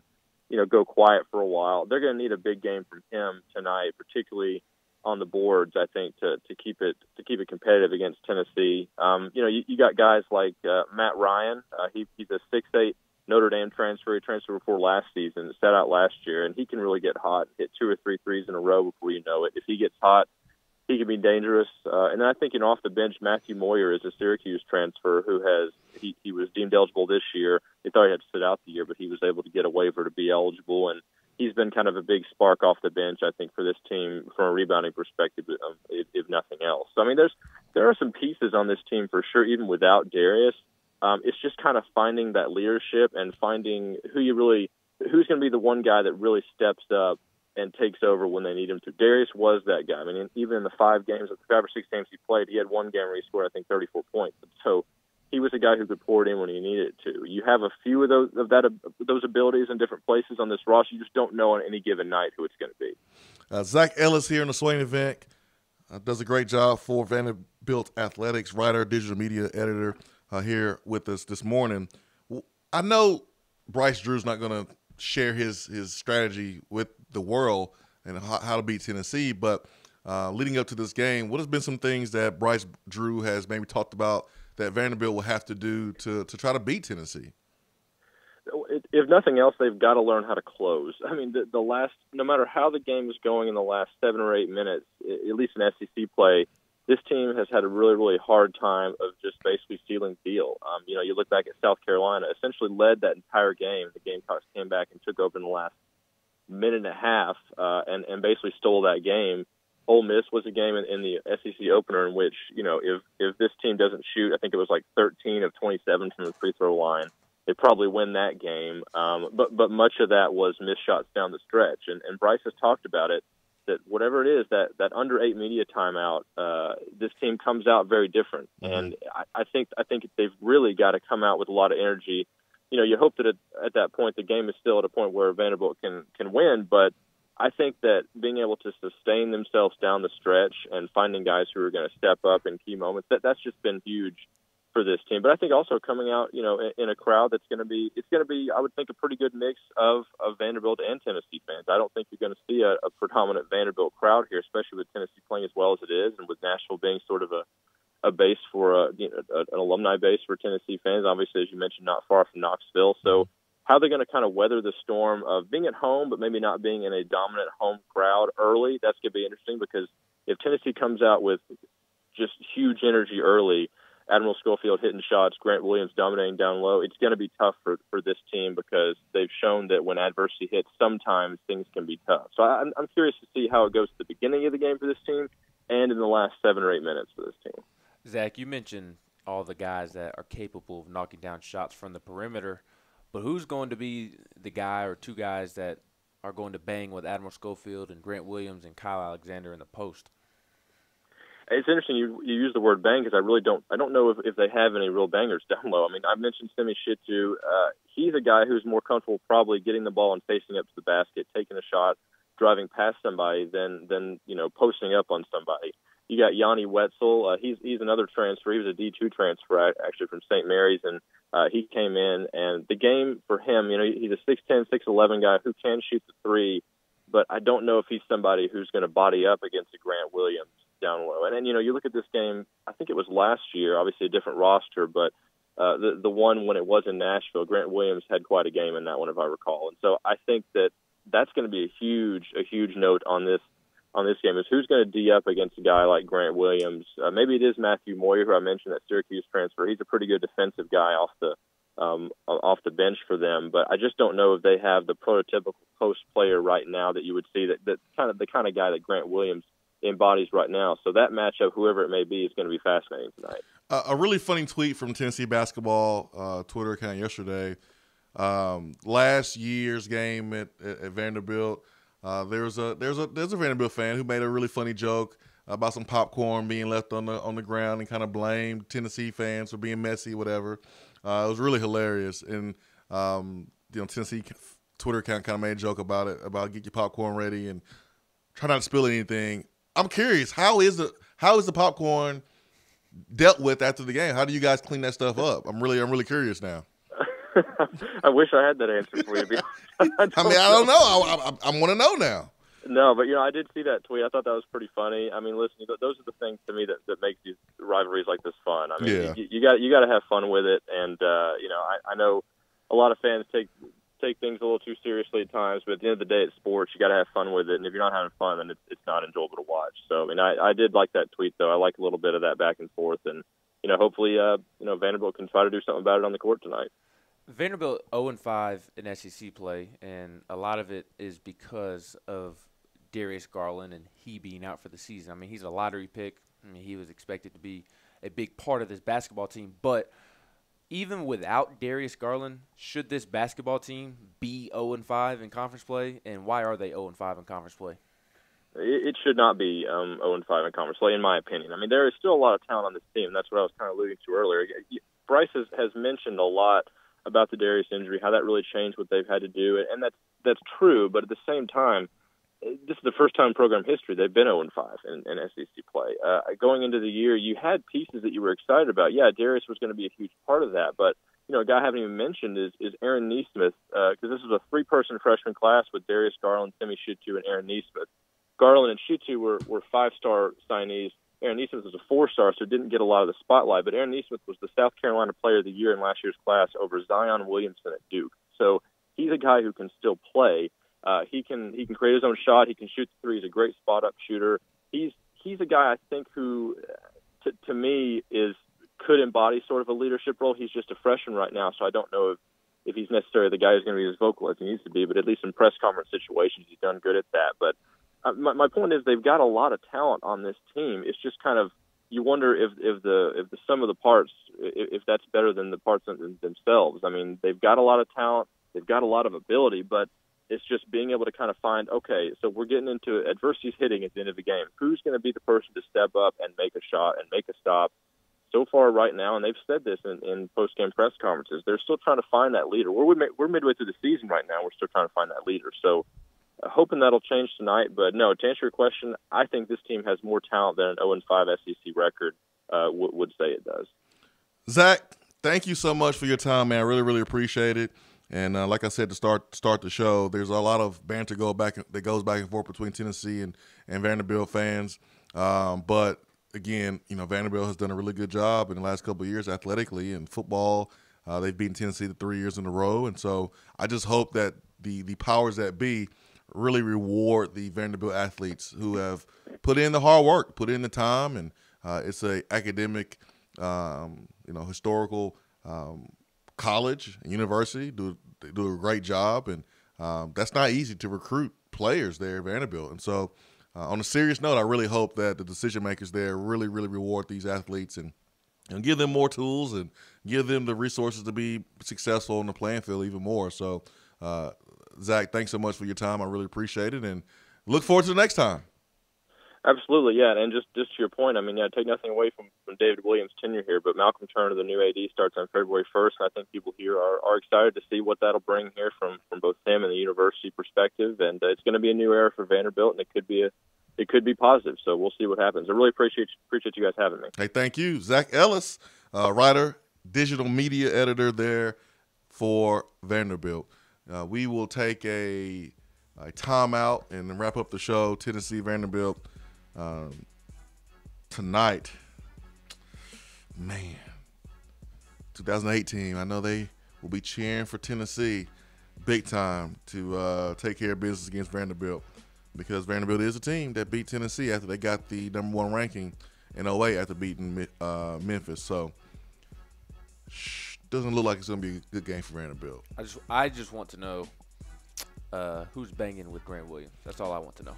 Nobody. This should be a 25-12 type game from Grant. Yeah. Realistically. Yeah, it should be ugly. Unless Tennessee, doesn't play their game, and this game should get out of hand unless Vanderbilt's able to make open shots and make contested shots. They got to make shots from the outside to stay with Tennessee for sure. Stay with us. Be right back.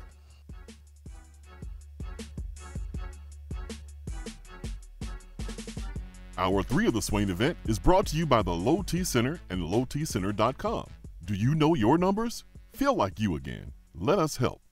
Today looks to be mostly cloudy with a high of 58, rain moving in tonight with a low of 33. There's a slight chance of snow tomorrow with a high near 41 and a low around 24. Sunny and cold on Friday with a high in the mid-30s. Weather on the Swain Event is brought to you by Be Dry. If your basement is wet or cracked, Be Dry can help. BeDry.com.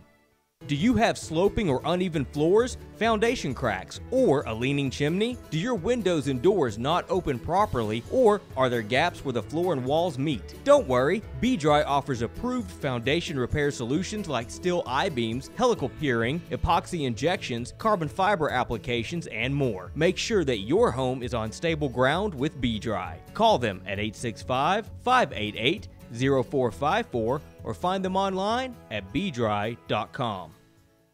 VFL's Jason Swain and Todd Kelly here with our Men on Football and Smoothie segment. let's discuss some of our favorite smoothies and how they impact our lives.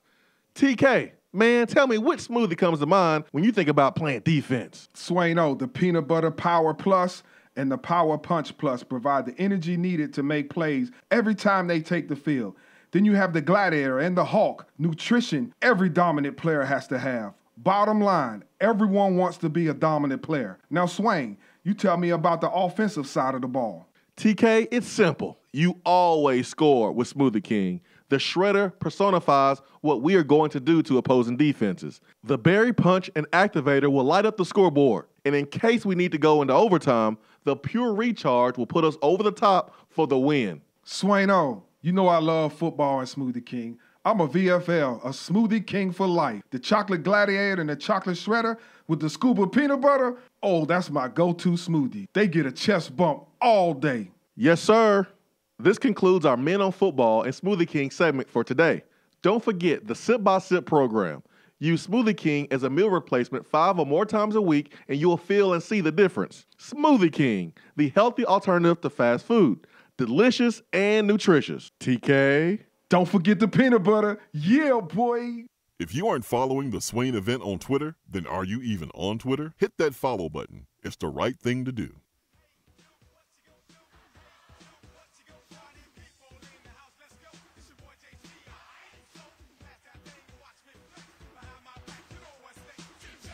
So if you listened to the show yesterday, there was like a chirping noise during the show.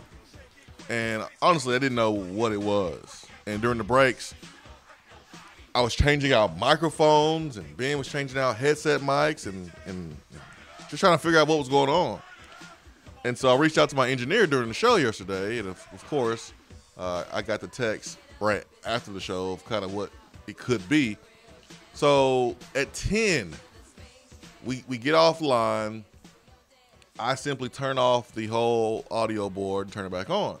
Test it. Everything works fine. Chirping is gone. So my engineer tells me that a possible reason for the noise could be static electricity. I'm like, what? Static electricity? So apparently, my heater, I have a space heater in here. It's not in here now. Because Ben is all warm-blooded. No, he's cold-blooded. He gets really cold easily. So I try to keep the place warm in here. Well, that space heater dries out the air in this room. And that possibly affected the audio board. So you're blaming me. So today, I have a humidifier in here. And the humidifier, I don't know how we got it. I think it was a baby shower gift, because it is a humidifier from when my 3 and 4 year old when they were babies, and if they have some type of sickness or trouble breathing and congested, we put the humidifier in their room, but we don't use it all the time. The problem with this humidifier is that it's an animal humidifier. The problem with the animal humidifier is that the animal is an elephant. Wait, what? Yeah, man. The animal's an elephant. What's the difference between... Oh, I see what you're saying. I thought you meant the humidifier was for animals. Because I have not... All I can see right now is the little smoke coming out. Yeah, the vapors. Wow, I am seeing the elephant now. Yeah, That's so very girly of you, very kiddish. Well, I have 3, so when you get a baby shower present, you take it. You don't say, "No, man, I don't want that free stroller. I don't want that, or I don't want this." No, you better take those presents. And so. Yeah, let me grab it. Let me grab it. Okay. Yeah, it's right here. The thing I want to know is if it has a name, because we know how kids like to name things. Does the elephant humidifier that is blowing in your face right now, does it have a name? No, I don't think it does. So here's a humidifier. Look at it. I think we should name it Ellie. Ellie the elephant humidifier. No. It doesn't deserve a name. Because you give names, cute little names, things to things you like. And I don't like this thing because it's an elephant.